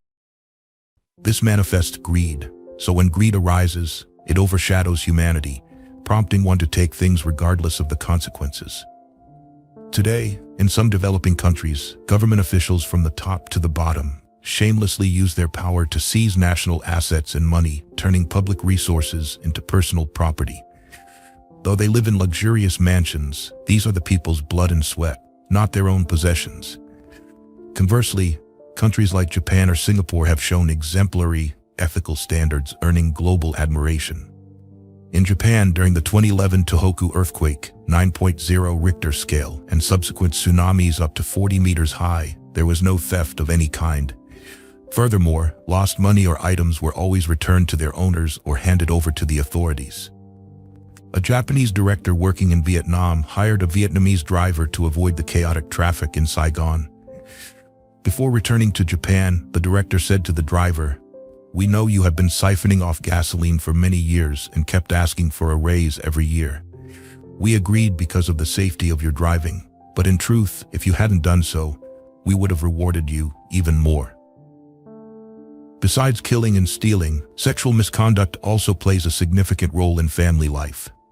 The Buddha always encouraged beings to remain faithful and not covet others. When one looks at a person of the opposite sex with lustful thoughts, it indicates a state of sexual misconduct. Those with sexual misconduct have impure minds entangled in unwholesome thoughts. Such impure intentions will eventually cause suffering for their family and others, potentially leading to broken homes, even violence, imprisonment, and innocent children losing their parents. Today, in civilized countries, revealing clothing is considered fashionable and beautiful. However, cultured and ethical people know that beauty and fashion do not necessarily mean revealing attire. Modesty and natural elegance are also beautiful. Psychologists say those who expose skin excessively often lack self-confidence, harbor many complexes, and lack culture and ethics, only satisfying temporary desires. Thus, sexual misconduct leads to suffering, breaking family happiness, and turning peaceful lives into disgrace. Sensuality is the attraction and seduction of a person, making one lose clarity and live in delusion. Due to the dangers of sensuality, the Buddha taught, "Monks, I do not see any other form, sound, smell, taste, touch, that enslaves a woman's mind as much as the form, sound, smell, taste, touch of a man. Monks, a woman's mind is obsessed with that." Throughout human history, from east to west, many heroes have succumbed to beauty because of their infatuation with sensual pleasures. Practicing right action is not just about avoiding breaking precepts or fearing revenge or legal punishment, but more importantly, it is about avoiding cruel, harmful actions that bring immeasurable suffering to others and oneself, both now and in the future. Understanding the law of karma strengthens one's resolve to abandon unwholesome actions, because what we do today, we will reap tomorrow. The Buddha encouraged beings to always practice right action in life because wrongful deeds make the mind impure, causing constant anxiety, fear, and sorrow. Conversely, rightful actions benefit oneself and others, bringing a light, serene, and joyful mind. In conclusion, practicing right action is not only about not committing evil deeds, but also about doing all good deeds, meaning do no evil, do all good. Without moral training, people become evildoers, and life becomes their victim. No one dares to claim to be perfect, but if we act rightly, refrain from killing, stealing, and sexual misconduct, and practice love, help others, and create good karma in every situation, the path we walk will be calm, with flowers blooming along the way. But the highest right action is to cultivate merit and virtue towards liberation and enlightenment. The Buddha also taught, right thought gives rise to right speech, and right speech gives rise to right action. Right livelihood. Right livelihood refers to earning a living through ethical and rightful means. But what exactly constitutes an ethical livelihood? In any society, there are numerous ways to earn a living, aligned with one's abilities and knowledge. However, certain professions can cause harm or suffering to others, both in the present and in the future. Conversely, some livelihoods do not involve deceit, inflict pain, exploit others, infringe on others' freedom and equality, or damage and destroy the natural environment. Understanding the law of karma, we should choose professions that do not involve killing other living beings or destroying and polluting their living environments. We should avoid and not invest in businesses that harm human lives, such as manufacturing and trading weapons, developing chemical weapons, missiles, or producing and selling pesticides. Selling drugs leads to degradation and ruins the lives and families of consumers. Professions that spread superstition, fortune-telling, spirit possession, and other deceptive practices cause people to live in delusion, losing direction in life because they do not believe in and practice the law of karma. There are countless other professions. Generally, any profession that does not make us violate the 5 precepts, no stealing, no killing, no lying, no sexual misconduct, and no intoxicants, is considered an ethical livelihood. Living honestly in this way means having right livelihood. According to the Buddha, all human thoughts and actions originate from the mind. If one has a good mind and works to develop human society through practical actions, the results will benefit humanity. This means living a wholesome life, not living off the suffering of others. Therefore, if we care about protecting our happiness in life, we should respect others' happiness and survival. Thus, if we do not want to suffer, we should never seek happiness through others' suffering. However, livelihood often goes hand in hand with karma, so whatever profession we choose, we are bound to create karma. In the middle-length discourses, the Buddha taught, humans are the owners of their karma, the heirs of their karma. Karma is the womb from which they are born. Karma is their refuge. This implies that human existence is intertwined with good and evil, and each person must face the karma they create. However, we live in a relative world where something right for one person may be wrong for another. This applies to good and evil, as well as right and wrong. In August 1945, U.S. President Harry S. Truman ordered the dropping of 2 atomic bombs on Hiroshima and Nagasaki to end World War II. For Japan, this was an extremely cruel and barbaric act, but for the U.S., it was justified because without it, the war would continue, and countless soldiers and civilians on both sides would die. However, Buddhism views good as light symbolizing peace, holiness, happiness, and wisdom, while evil is seen as darkness representing sin, misfortune, sorrow, suffering, and ignorance.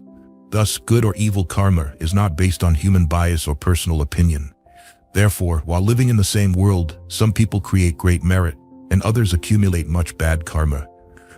Ultimately, one's profession is a result of the merit from past lives. Those with merit find work easily, live comfortably, and have the opportunity to create more merit for the future. Those lacking merit struggle to find work, are not wealthy, and their professions do not contribute to creating more merit for them in the future. If we look closely, the opportunities to create good karma through right action are few, but in right livelihood, there are many opportunities to increase one's merit daily. Some professions, the more one works in them, the more merit they create, leading to future prosperity. Thus, a good profession is an effective way to cultivate merit. Remember, the merit we receive in this life is the result of the good karma we created in previous lives.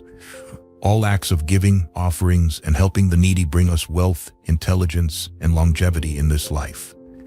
Therefore, no one can deny that Buddhism is the rightful path guiding people to practice righteous conduct for a happy, peaceful life. Do the merit we cultivate and the good deeds we do daily truly bring us happiness?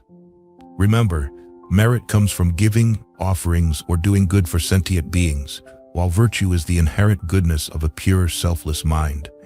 A very wealthy person lacking virtue and character has much merit but lacks virtue, and this wealth can lead them quickly into degradation and sin.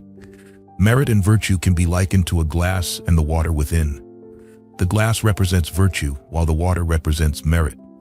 If the glass is intact and full of water, life is peaceful and serene, meaning that despite wealth, one lives a noble and virtuous life, using old merit to create new merit, which is wise in the Buddhist way.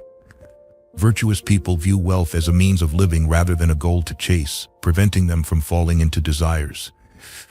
Conversely, if merit is abundant but virtue is lacking, life becomes chaotic and painful, like water overflowing from the glass.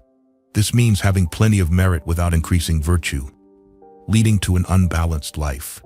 For example, in Vietnam today, some people have become very wealthy due to circumstances.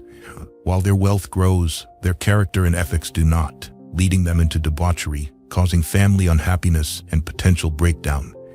Thus, merit does not truly bring happiness and peace if one's virtue does not grow.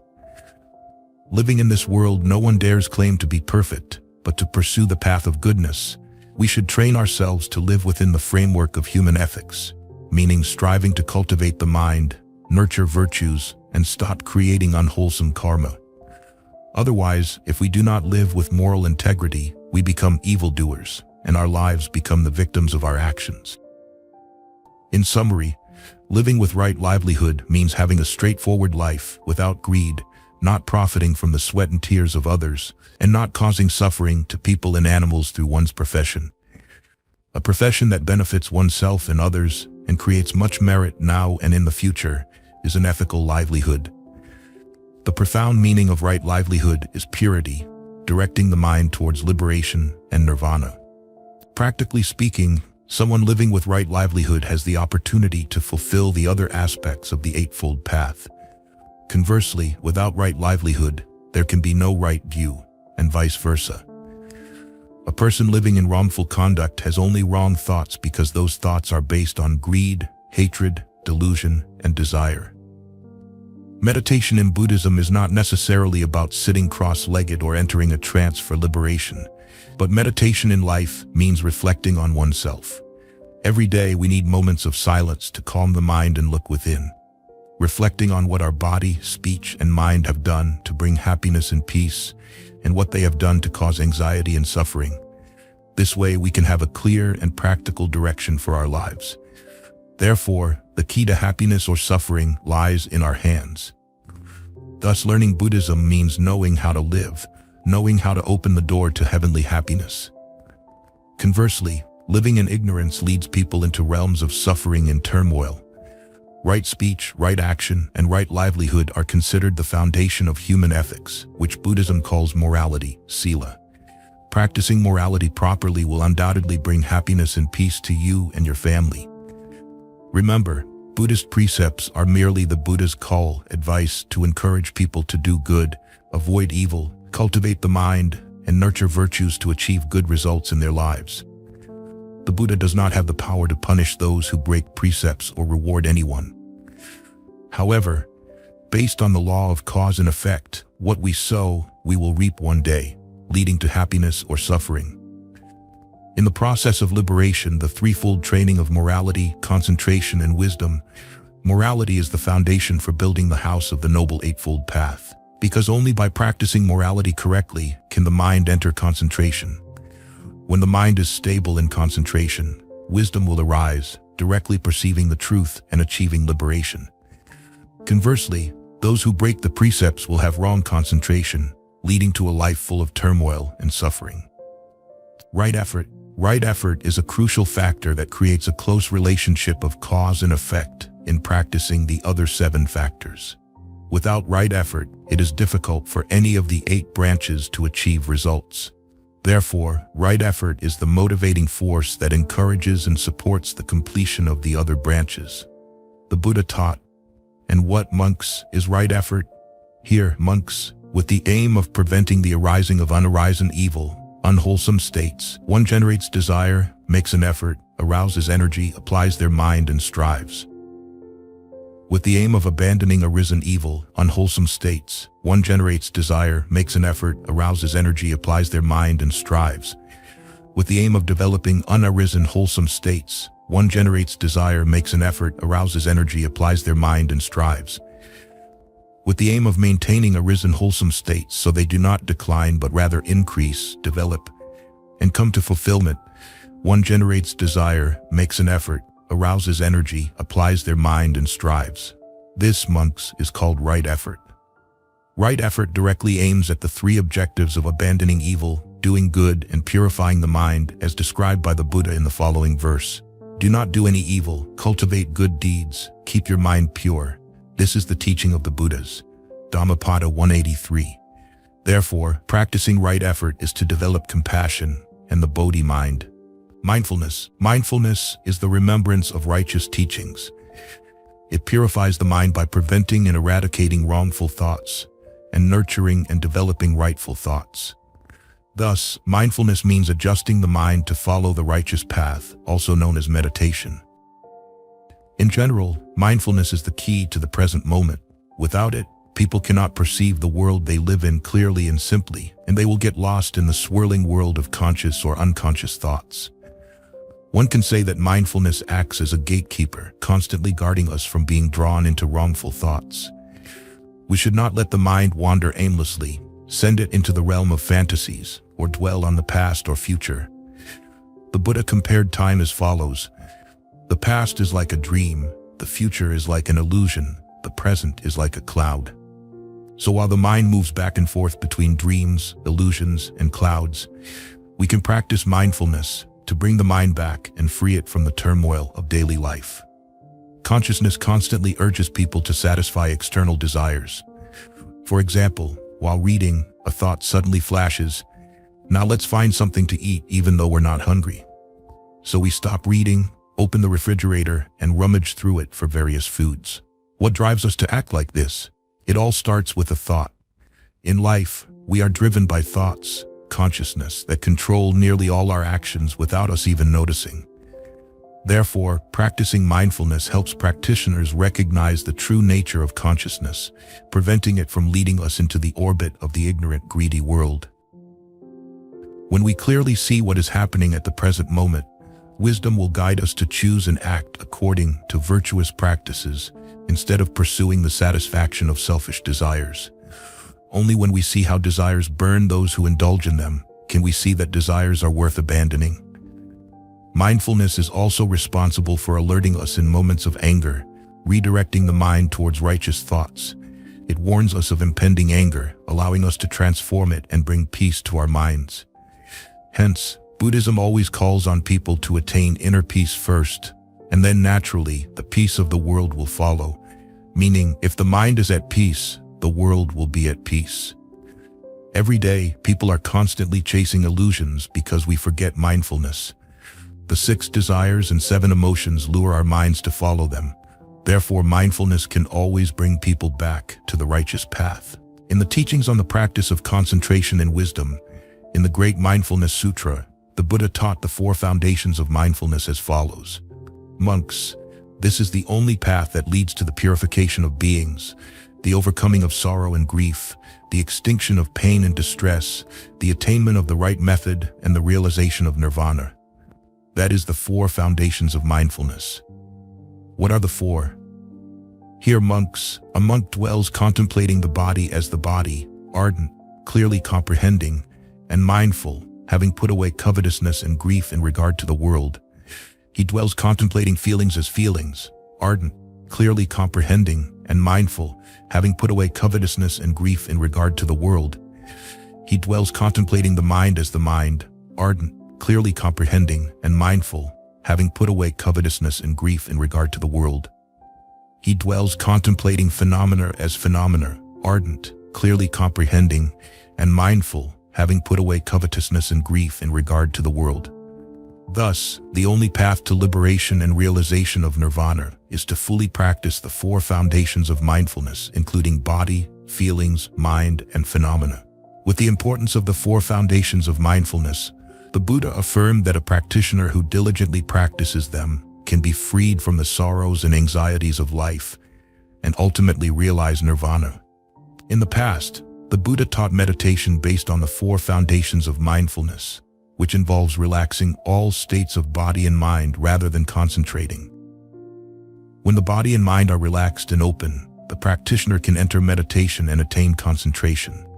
If the practitioner is still attached, even though they practice meditation, they will never attain concentration.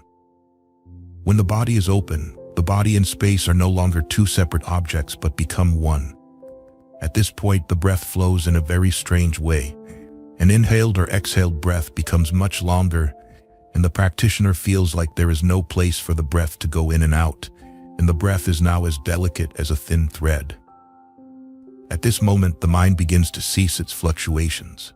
The heartbeat becomes very slow because slow breathing causes the heartbeat to slow down. At this time, the practitioner begins to enter concentration, and the whole body becomes completely open. Thus, contemplation is not about concentrating to reflect on this body, but contemplation must now be understood as the reflection of a mirror. It is a pure, serene, gentle, and relaxed reflection without concentration. In the Four Foundations of Mindfulness Sutra, the Buddha taught very clearly that when we inhale, we should know we are inhaling. Or when we exhale, we should know we are exhaling.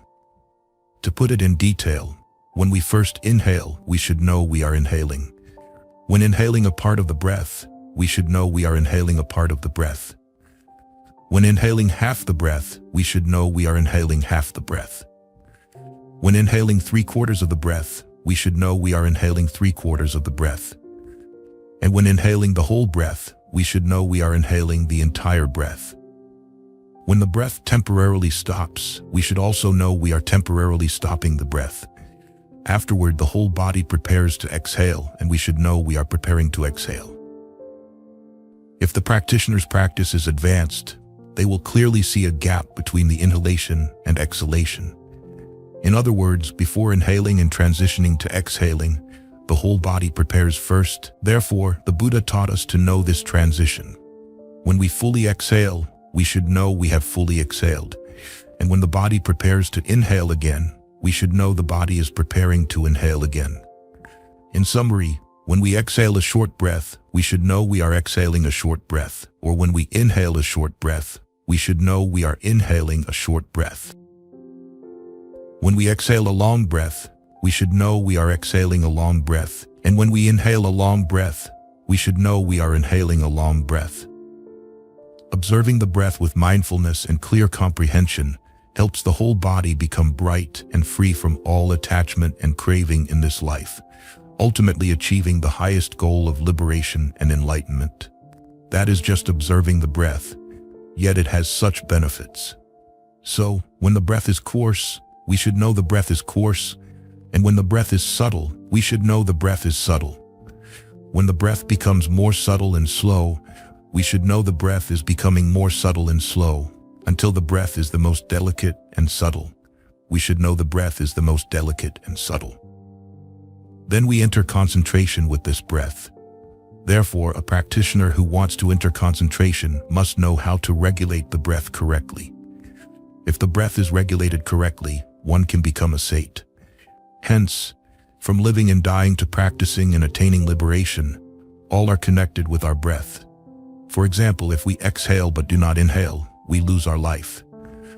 All the disorder and movement in the mind also come from the breath. And naturally, the cycle of birth and death or liberation and enlightenment of a person also starts from the breath. Anger, greed, and attachment also come from the breath because the breath is the main source of life for humans. For example, when anger or attachment arises, the breath becomes strong and the heartbeat quickens. So every change in the mind is a fluctuation of the breath. And each fluctuation of the breath causes our mind to fluctuate. So any calm or movement of the mind arises from the breath. Generally speaking, A person attains nirvana through the breath or sinks into the suffering of defilements also through the breath. The arising of desire also begins with the breath, so the breath is the main source of life for humans. The entire Buddhist teaching aims to help beings purify their body and mind to prepare for concentration, because without entering concentration, wisdom will never arise to directly perceive the truth. Only with direct perception of the truth can there be liberation and enlightenment.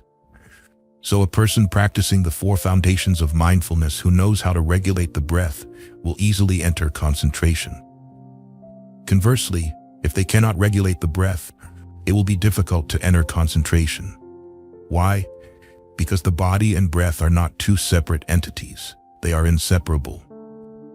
In the 4 Foundations of Mindfulness Sutra, the Buddha taught that when the breath begins to enter the nostrils, we should know it, meaning we should know the breath is beginning to enter, and we continue to know each phase of the breath until it is fully inside. Then we also know that the breath spreads throughout the cells and the entire body.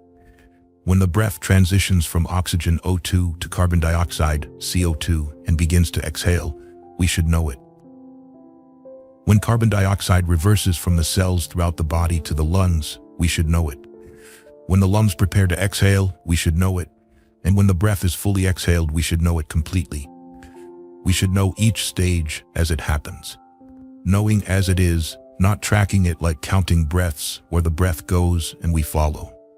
The 4 Foundations of Mindfulness meditation does not practice this way.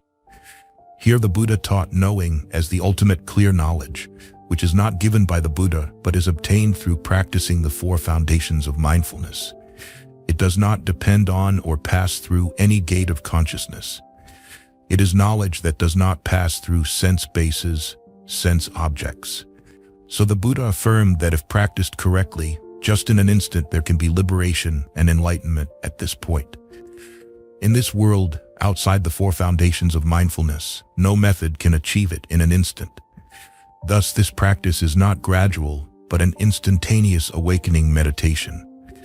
This is the real instant awakening meditation, as originally taught by the Buddha. However, if the practitioner lacks capability, practicing for 1 day, 1 week, 1 month, or 1 year still achieves the ultimate goal of liberation. Once there is knowing, any slight movement of the body is known. Remember, this is knowing, completely different from consciousness, which is the knowledge arising from consciousness, where consciousness distinguishes between subject and object. In other words, knowing uses wisdom to know, not consciousness. For example, when we inhale, exhale, or raise our hand, lower our hand, we know it. But if we mistake knowing for using effort to observe and follow the breath or the action of the hand, we fall into the realm of consciousness, which is consciousness, not knowing. Therefore, if the practitioner falls into consciousness, the path to liberation is still far away. Therefore, at the very beginning, if we have knowing, we have liberation in an instant. This is theoretical. In reality, no one has instant knowing because no one has the capability to have instant knowing immediately, but needs time to practice and change from personal experience. In conclusion, the Buddha taught beings to know each instant, to understand each small change in the breath with clear wisdom, meaning we know each small change in the breath. It is knowing each part of the inhalation, not knowing if not inhaled. So, what does it mean to contemplate the body as the body, to see it as it is? Here the Buddha did not teach knowing to concentrate on the breath, because if we only concentrate on the breath, this is no longer knowing or wisdom. Because the Buddha taught to contemplate, to see the body as it is, it does not necessarily mean to see only the breath, but the whole body. Contemplating the body as the body means not just seeing the breath entering the nostrils, but seeing the breath entering and then seeing the changes throughout the body. For example, when the breath enters, the body is itchy on the back, the hand is in pain, or the chest is hot. At that specific moment, we should know all the changes throughout the body. When we clearly know the changes in the whole body, it includes our own breath. Although the Buddha taught contemplating the breath mainly, here we know our body, contemplating to see the body as it is. So whatever happens in the body, we must see it as it is. So, what does it mean to see as it is? The Buddha taught that seeing as it is means a moment before, we do not see, and a moment after it happens, we do not see. So seeing as it is means at the moment it happens, we receive it as it happens, not a moment before or after. So every moment our whole body changes and we see it as it is. If we see the change a moment before and cling to it, we will not know the change of the next moment. So this seeing is no longer seeing as it is, but old seeing. For example, right now we start to take a breath. If we do not live truly to contemplate the body as the body, this seeing is no longer as it is because it has shifted a bit to the next moment. Therefore, if we focus on that part of the breath, the next part of the breath we will not know. Hence, a practitioner of the 4 foundations of mindfulness must skillfully awaken each moment to see clearly as it is. Thus, the successive moments of breath must be seen as it is, each successive moment continuously happening for each breath until the breath ends. In each small moment, we must know each small moment. Generally, each breath has hundreds of thousands or billions of small intervals, so we must know each 100,000 or billion as it is. This is real knowing without mistake. Each small movement, each small operation, or each small fluctuation in our whole body must be clearly known as it is. Remember, this is knowing everything, but if falling into consciousness, that knowledge is insufficient, incomplete. Knowing in changes can be compared to the incremental increase, dt, in mathematics. Looking at a mathematical drawing, if we start at time t1 and keep adding a very small part dt increment, we have t2, and then add t2 with dt. We have t3 and so on until we have the whole drawing. Here, knowing is the same. At each moment, we also know, and the next moment we continue to know, and so on until we finish observing that event. Therefore, if we practice to understand, we unintentionally fall into consciousness, not knowing. Clear and thorough knowledge to know the whole body, including inhaling, exhaling, hand movement, foot movement, or the whole body from head to toe. We know all at once from head to toe, and inhaling and exhaling. If a practitioner only knows the breath or the hand or foot movement, this is divided knowledge, which is consciousness, not wisdom. Therefore, if we contemplate the body as the body by dividing it into parts, we fall into the depth of consciousness, and the practice will have no result. Therefore, knowing is to know the whole body and breath together, not isolated in any part. In summary, focusing means falling into consciousness. So to succeed, just relax. Do not concentrate on any part and know all. Thus, practicing the 4 foundations of mindfulness based on observing the breath is a wonderful practice. For this type of meditation, the practitioner's mind does not focus nor scatter. Why? Because clear knowledge through wisdom is neither scattered nor concentrated. If the practitioner focuses, they immediately fall into the realm of consciousness. Or if they scatter, they are now outside the present reality they are contemplating. So in this reality, neither scattered nor focused, it is knowing, meaning wisdom is clear. Since wisdom is not consciousness, it does not focus. This is the most basic and essential step to entering the Buddhist house. Therefore, just practicing this first step correctly, the practitioner will feel peaceful, free from all bondage of suffering and affliction immediately. That is why the Buddha affirmed that the 4 foundations of mindfulness meditation helps practitioners attain liberation and enlightenment in an instant. Therefore, practicing correctly, we will transform the body and mind each moment, and thus there is no moment we do not achieve peace. When we have knowing, each moment, the practitioner enjoys peace. Conversely, if not practicing correctly the whole life, the practitioner will never enjoy the taste of peace. If practicing mindfulness diligently and attentively, the practitioner will eliminate all attachments and cravings in the world. Why? For example, when we inhale, we know we are inhaling, and when we exhale, we know we are exhaling, so we do not cling to the inhalation. When exhaling, we know the next inhalation is coming, so we do not cling to the exhalation. This means our operation is always new. People mistakenly think inhaling and exhaling is repetitive, but in reality, each breath, whether inhaling or exhaling, is completely new because each inhalation brings new oxygen to nourish the body, and each exhalation expels new carbon dioxide CO2 outside. So if it were old, how could humans live? So if we observe very carefully, each moment we always have new changes, each small breath brings new life. Exhaling also, each breath continues to go out, And inhaling also, each breath continues to come in. In other words, our body changes every second or every moment, and thus life exists in this newness. So, according to the 4 foundations of mindfulness, human life never stops being old because stopping means breaking the reality of life itself. Thus, according to the 4 foundations of mindfulness, the reality of human life is always new, never stopping, reflecting the powerful vitality of the universe. If a person stops any phenomenon, they unintentionally break the ongoing reality.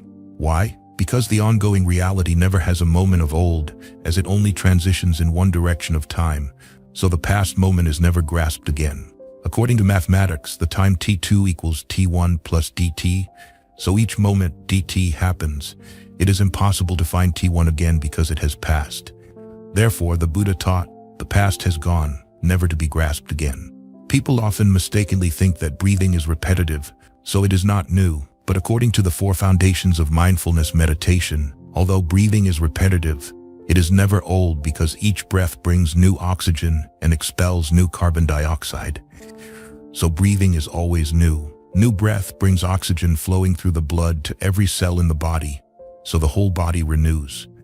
From recognizing the changes in breathing, we can perceive the true face of life and recognize all relationships in life clearly. Not only humans live with the newness every moment, but the universe also does. From the universe, birds flying, fish swimming, anything in the world of phenomena also renews. So if we live correctly with the newness in each moment, we will see clearly that the world is also transforming in newness like us. This is a very delicate and important point that people often ignore. For example, if we are looking at a friend right now, if after an hour you still see that friend as when you first met an hour ago, you are not practicing the 4 foundations of mindfulness. Why? Because people change more newly every moment, so each moment that friend has changed anew, not the same as before. Time never stops, always moving forward, so each breath has changed. Although the posture of that friend does not change much, in that hour they have breathed many times, causing the body, blood, heartbeat, nerves, cells, even thoughts to change that many times, not the same as we usually think. Each second or moment, they are a completely new person. If we contemplate deeply, then we and the whole world before us are always new, always transforming. So how can life be boring? One component leading to suffering and affliction is boredom. For example, driving this car for a long time becomes boring, losing interest. Living in one place for a long time becomes boring. Husband and wife see each other every day, become bored, and want to argue. Now, understanding the 4 foundations of mindfulness, we know that life is always changing, not stopping. Each passing moment, people change with the new moment. Therefore, the breath brings life to people. So each new breath will bring new life to us. Knowing this, how can there be boredom? How can there be the cause of suffering, discontent? And practicing correctly, the 4 foundations of mindfulness will lead practitioners straight to the ultimate goal of liberation and enlightenment. So, how to contemplate feelings as feelings to see them as they are. Just like contemplating the body as the body to see it as it is, the practitioner contemplates each passing breath to know that people change with each breath in and out. Here, feelings are the same. Any feeling is new because each new moment replaces the old feeling. For example, while walking we feel foot pain, so each moment we know the pain, the old pain goes away and is replaced by new pain.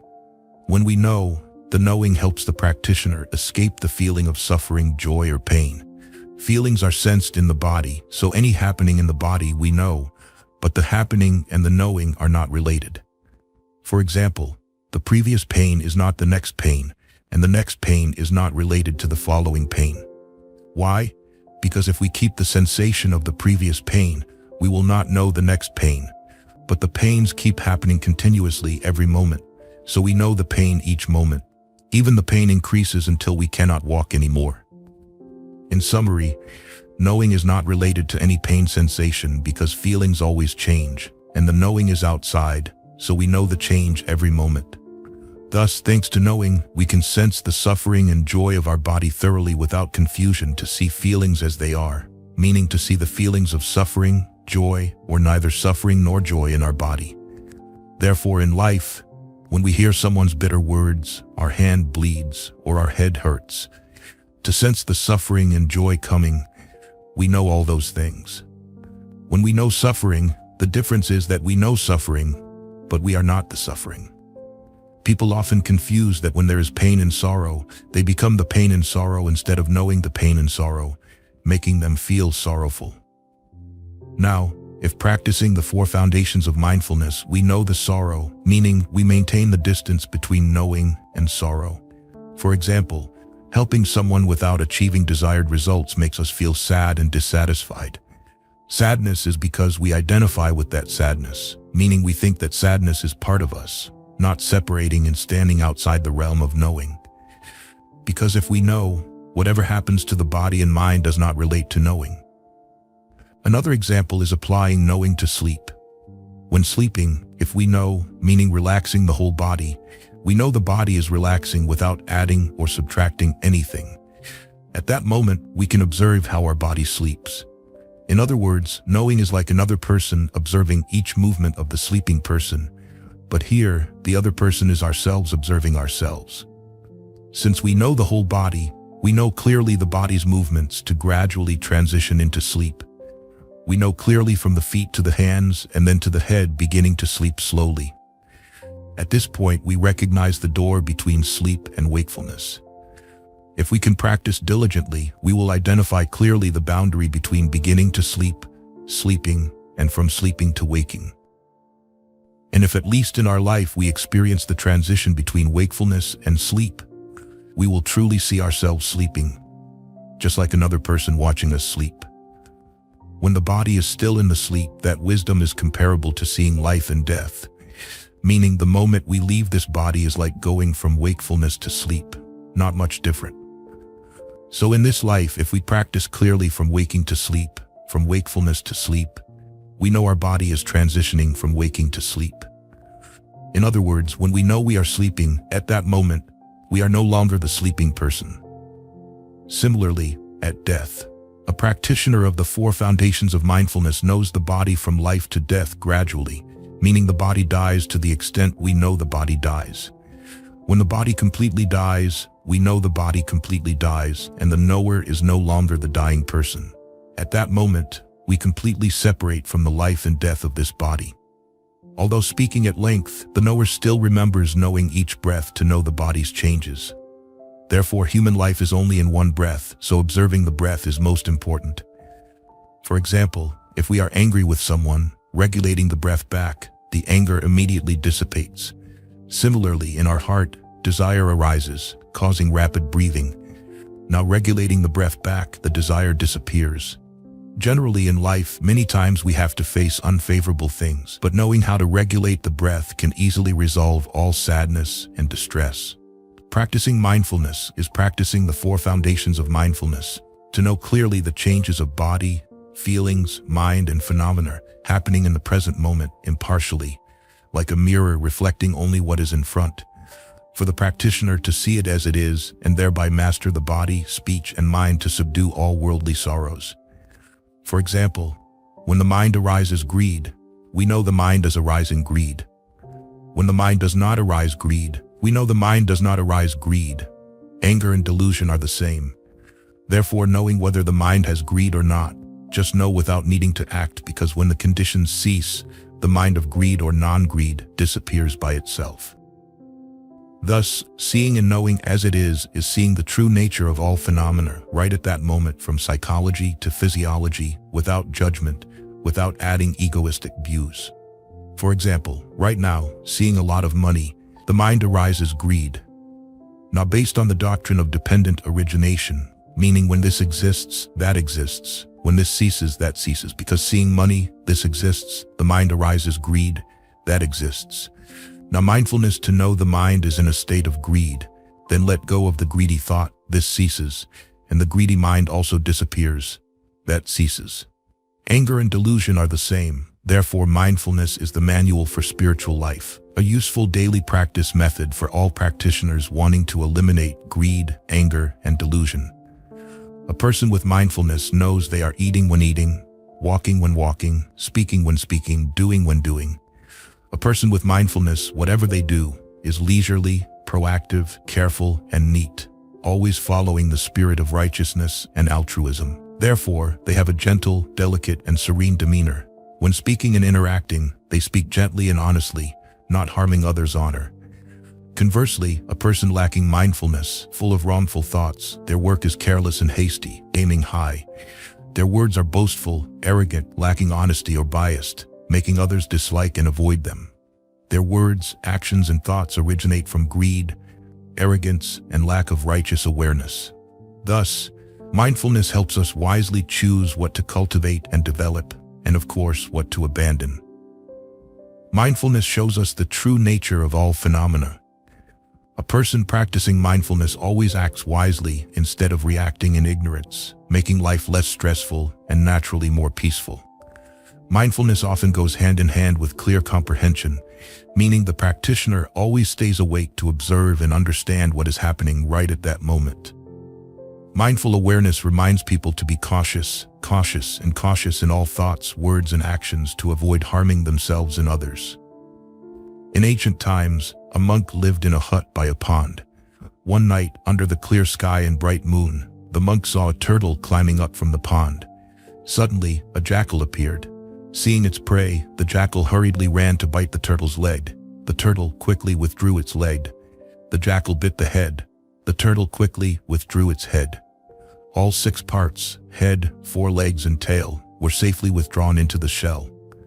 The jackal bit the turtle's body repeatedly and flipped it over and over, but the turtle was unharmed. Finally, the jackal got tired and had to leave. Seeing this, the monk realized that his practice was like the turtle withdrawing its head, meaning he had to master, control, and be cautious whenever the 6 senses encountered the 6 objects. By dwelling in mindfulness and diligently practicing, the monk soon attained arhatship. According to the middle-length discourses, Sutta number 10, the practice of the 4 foundations of mindfulness is often understood as the only path to liberation and enlightenment. But in reality, the only path mentioned by the Buddha is not the 4 foundations of mindfulness, but the Noble Eightfold Path. In the Dhammapada, verses 273 to 274, the Buddha taught, "Among all the paths, the Eightfold Path is the most excellent. This is the only path, there is no other path, to purify vision." Thus, the only path to liberation and enlightenment is the Noble Eightfold Path, and the 4 foundations of mindfulness, with its 4 bases of mindfulness, is just part of that path. In conclusion, although today journeys to send people into space and to the moon or distant planets are easily accomplished, the path to the peaceful nirvana is still far and requires much effort. But if the path we travel is sometimes monotonous, mindfulness will be the gentle light guiding us best to live happily and freely in this life. Right concentration. Right concentration is the final branch of the Noble Eightfold Path. Why the last? Because before practicing right concentration, the practitioner has already gone through the first 7 branches to purify the body and mind, living a life of moral and humanistic ethics, which means having morality, sila. From there, the practitioner practices letting go, always keeping the mind in the present moment, and maintaining mindfulness to achieve concentration, samadhi. Alternatively, the practitioner can practice in a seated meditation posture, binding the mind to one object for an extended period, without distraction, to attain concentration. The Noble Eightfold Path consists of 8 intertwined elements that complement each other, helping the practitioner reach the ultimate goal of liberation. Right concentration is the seed of right view because without concentration, wisdom, pan, cannot arise. However, once wisdom arises, concentration becomes more stable. In this way, right concentration is the fruit of right speech, right action, right livelihood, and right effort, because without morality, a pure and ethical human life, concentration cannot exist. But once the mind is settled, the practitioner can more easily let go and live a moral life. In other words, the 8 branches always rotate from cause to effect and from effect to cause, complementing each other, giving the practitioner the deep and strong energy to generate wisdom and directly perceive the truth. Practicing right concentration helps the practitioner understand the impermanent, suffering, and non-self nature of all phenomena in the universe. This understanding comes directly from the mind, not through books. Thus, the practitioner will clearly recognize that joy and suffering are not the self, but merely the operations of the five aggregates, skandhas. When there is joy, just know it is joy, not as I am joyful. When pain comes, know the body is in pain, not I am in pain. The impermanence and decay are not the self or the ego. For ordinary people, impermanence leads to suffering. But once the mind is settled and wisdom arises, the practitioner will see clearly that the world is impermanent and non-self, without anything truly real. Therefore, if one clings to the self, thinking the body and mind are I or mine, and all possessions are mine, they can never achieve right concentration. In the Samadhi Sutta, the Buddha explained how to truly understand the Four Noble Truths, Katvariyarya Satjani, as follows. Monks develop concentration. A monk who has concentration knows and sees things as they really are. And what does he know and see as it really is? He knows and sees this is suffering. He knows and sees this is the origin of suffering. He knows and sees this is the cessation of suffering. He knows and sees this is the path leading to the cessation of suffering. Thus, without right concentration, we cannot fully develop the Noble Eightfold Path, nor can we truly understand the truth of suffering, the truth of the origin of suffering, and cannot realize Nirvana. The crucial role of right concentration in liberation was further emphasized by the Buddha in the Mahaparinibbana Sutta, before his final passing into parinirvana, as follows. Monks, it is because of not understanding, not penetrating four things that I, as well as you, have wandered so long in this round of birth and death. What for? Not understanding noble virtue, not penetrating noble concentration, not penetrating noble wisdom, and not penetrating noble liberation. When the six doors, sense faculties, are wide open, external winds, sense objects, blow in and disturb the lamp's flame on the table. When the flame is disturbed, the light is not bright and clear. Similarly, if we let the six senses freely contact the six objects, delusive thoughts invade and disturb our peaceful mind. When the mind is filled with delusive thoughts, greed, hatred, and delusion arise, causing suffering. When the mind's lamp is dimmed, we cannot see the true nature of the object. Therefore, to dispel delusive thoughts and stabilize the mind, right concentration helps us train the mind to see the true nature of the object and eliminate it. Hence, right concentration is also called calming meditation, samatha, meaning stopping. In the past, the Buddha attained enlightenment through meditation. Therefore, meditation is about looking back, reflecting on oneself to find one's true self once the mind has calmed down to see that true self. Engaging in daily activities drains mental energy. Sitting down and clearing the mind allows us to see phenomena accurately. With meditation, wisdom arises, leading to liberation. Meditation includes 9 levels. 1. 4 levels of the Rupa Dhatu, form realm. 1st jhana, 2nd jhana, 3rd jhana, 4th jhana. 2. 4 levels of the Arupa Dhatu, formless realm, boundless space, boundless consciousness, nothingness, neither perception nor non-perception. 3. Cessation of perception and feeling. For detailed information, see the sections above. In conclusion, in the Noble Eightfold Path, the Buddha first introduced right view for people to have the correct understanding of themselves in the universe. With the correct understanding, people do not lean towards illusions of the self. Then the Buddha introduced right intention to help beings avoid thoughts related to greed, hatred, and delusion. The first 2 parts help the mind stay away from desire and passion. Next, in the practice section, the Buddha introduced right speech, right action, and right livelihood to help beings return to living a pure and ethical life. Living a pure life with a light and serene mind allows the practitioner to achieve concentration and from there, liberation, directly perceiving the truth. On the other hand, living in an unwholesome manner only leads to wrong concentration and of course no liberation, just like Devadatta in the past. Chinese Zen Buddhism has a story as follows. Xianyan, who understood countless scriptures, still had not awakened. One day, Gishin said, "You are indeed intelligent and talented, but tell me, where do you come from?" Xianyan went home, searching through all the scriptures for the answer. At the end of this question is the question of where the universe comes from. Unable to answer himself, he sought out Gishin and pleaded, "Please reveal to me the secret of this saying." Gishin replied, "If I explain it clearly to you now, later you will resent me." So, Shangyan abandoned everything to return to his hometown to dig the earth. One day, after 10 years while digging weeds, he struck a shard and picked it up, throwing it into a bamboo grove. The shard hit a dry bamboo and made a special sound. Shangyan was suddenly enlightened. He understood where he came from and where the universe came from. He knelt down, bowed towards Gishan and said, "Master, your kindness is immense. If you had explained it then, how could I have this wonderful experience today?" Indeed, sudden enlightenment or awakening is still worldly, but Buddhism focuses on realization, becoming a sage.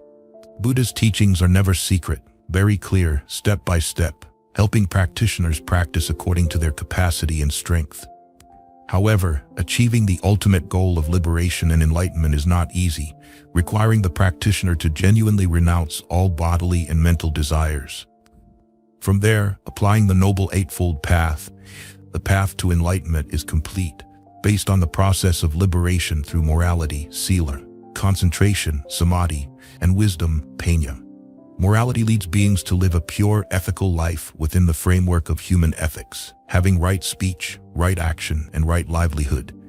After fully practicing morality, the practitioner continues with concentration, including right effort, right mindfulness, and right concentration. Finally, developing insight wisdom by thoroughly practicing right view and right intention. Fully practicing the Noble Eightfold Path helps the practitioner realize the Four Noble Truths completely and escape the cycle of birth and death. The results of practicing the Noble Eightfold Path are proportional to the effort. If the practitioner practices 20%, they achieve 20% happiness and peace. Practicing 50% brings 50% happiness and peace. And thoroughly practicing 100% leads to liberation and enlightenment, becoming a sage. The Noble Eightfold Path is the only path to escape the cycle of birth and death. So the Buddha taught the highest path is the Noble Eightfold Path. The highest truth is the Four Noble Truths. This is the only path. There is no other path leading to purity of vision. Follow this path to soon escape all delusion and suffering. Due to the importance of the Noble Eightfold Path, the Buddha told Subhadra, his last disciple before his passing, "O Subhadra, in any doctrine and discipline where there is no Noble Eightfold Path, there cannot be found a first, second, third, or fourth degree of saintliness. But in any doctrine and discipline where there is the Noble Eightfold Path, there can be found the first, second, third, and fourth degree of saintliness. In this doctrine and discipline, O Subhadra, there is the Noble Eightfold Path. Therefore here can be found the first, second, third, and fourth degree of saintliness. Other sects are devoid of true ascetics, but if these monks live rightly, the world will not be devoid of arahats." Practicing the Noble Eightfold Path is the most effective way to increase worldly merit for everyone. But if practiced thoroughly, the Noble Eightfold Path can lead the practitioner to liberation, becoming a sage. Because of its importance, the Buddha affirmed that the Noble Eightfold Path is the only way, with no second or third path in this world, to help beings escape suffering and achieve the ultimate goal of liberation and nirvana. The Buddha used his life as the focal point for practice, based on personal experience through seeing and understanding thoroughly. He saw the functions of the Noble Eightfold Path surpassing two ways of living. One side is indulging in worldly pleasures and becoming entangled in them, and the other is self-mortification, suppressing the body to the extent of losing the sensory faculties' activity, mistakenly thinking that this is the path to liberation. Because the Four Noble Truths are truths, not a philosophy, the Noble Eightfold Path is a practice project for self-realization. Practicing it thoroughly will undoubtedly bring immense practical benefits to humans in modern society. In the Majjhima Nikaya, the Buddha explained, "The Dhamma that the Tathagata has realized is indeed profound, difficult to perceive, difficult to understand, peaceful, sublime, beyond logic, subtle, comprehensible only by the wise. Therefore, the truth cannot be explained by the limited language of humans, but only through experience." So, the Buddha did not teach everything he knew. One day, in a certain forest, the Buddha picked up a handful of leaves and said, "Monks, what I have taught you is comparable to these leaves in my hand, while what I have not taught is like all the leaves in the forest." Samyutta Nikaya. The Buddha only taught what he deemed necessary for beings to have the means to realize the truth themselves, at which point wisdom will shine, understanding everything, just like all the leaves in the forest. Thus, the Tathagata's teachings are just a means, a finger pointing to the moon. But the means are not the end. The means are the cause, while the end is the result. The means are false, while the end is true. The greatest ignorance of humans is mistaking the means for the end. Therefore, the Buddha's followers should use the means to reach the end, using the finger to see the moon. But don't mistake the means for the end. Don't look at the finger and forget the moon, and don't mistake the scriptures for the truth. Don't look at the finger pointing to the moon and forget the wonderful light emanating from the moon. Therefore, when achieving the end, discard the means, like discarding the raft after crossing the river to reach the shore of enlightenment, not carrying it on the shoulders, adding more burden and suffering.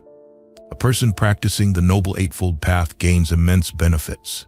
If an entire family practices the Noble Eightfold Path, the whole family lives in humanistic ethics, with harmony and happiness.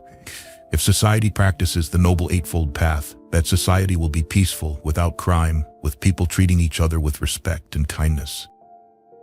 Today, Japan and Singapore are nations with very high ethical standards. People are self-respecting, orderly, honest, without theft, without crime. They inherit and continue to practice a very practical education from a young age, so everyone grows up within the framework of ethics and responsibility. The world today is developing in all aspects. Many doctrines, philosophies, and Eastern and Western theories may no longer be suitable for modern civilized society. However, the Noble Eightfold Path, despite over 2,500 years, still stands firm and continues to play a crucial role in the lives of people worldwide. In the Majjhima Nikaya, the Buddha taught, the Tathagata teaches only two things, suffering and the end of suffering. So as long as humans suffer, the Noble Eightfold Path remains the guide for everyone to live correctly, in accordance with the truth, refining their body, speech, and mind, transforming life from suffering to happiness and peace. Practicing the Noble Eightfold Path not only brings immense benefits to individuals, but can also bring harmony, mutual respect, order, peace, and tranquility to nations and societies. Learning the Noble Eightfold Path cannot stop at the level of investigation or understanding, because the Noble Eightfold Path is not a philosophy, but a practice method. It needs to be experienced in life to cultivate humanistic ethics for each person and transform worldly life into happiness, joy, and freedom. However, the ultimate goal of the Noble Eightfold Path remains to lead people to liberation, attaining peaceful and free nirvana, and never being reborn again. Live without anger, without resentment, without blame. Live with a smile amidst challenges and hardships. Live striving to catch the dawn's light. Live harmoniously with those around you. Live as dynamic, but not disturbed. Live as loving, but not entangled. Live upright, indifferent to fame and wealth, an unwavering mind amidst the ever-changing life.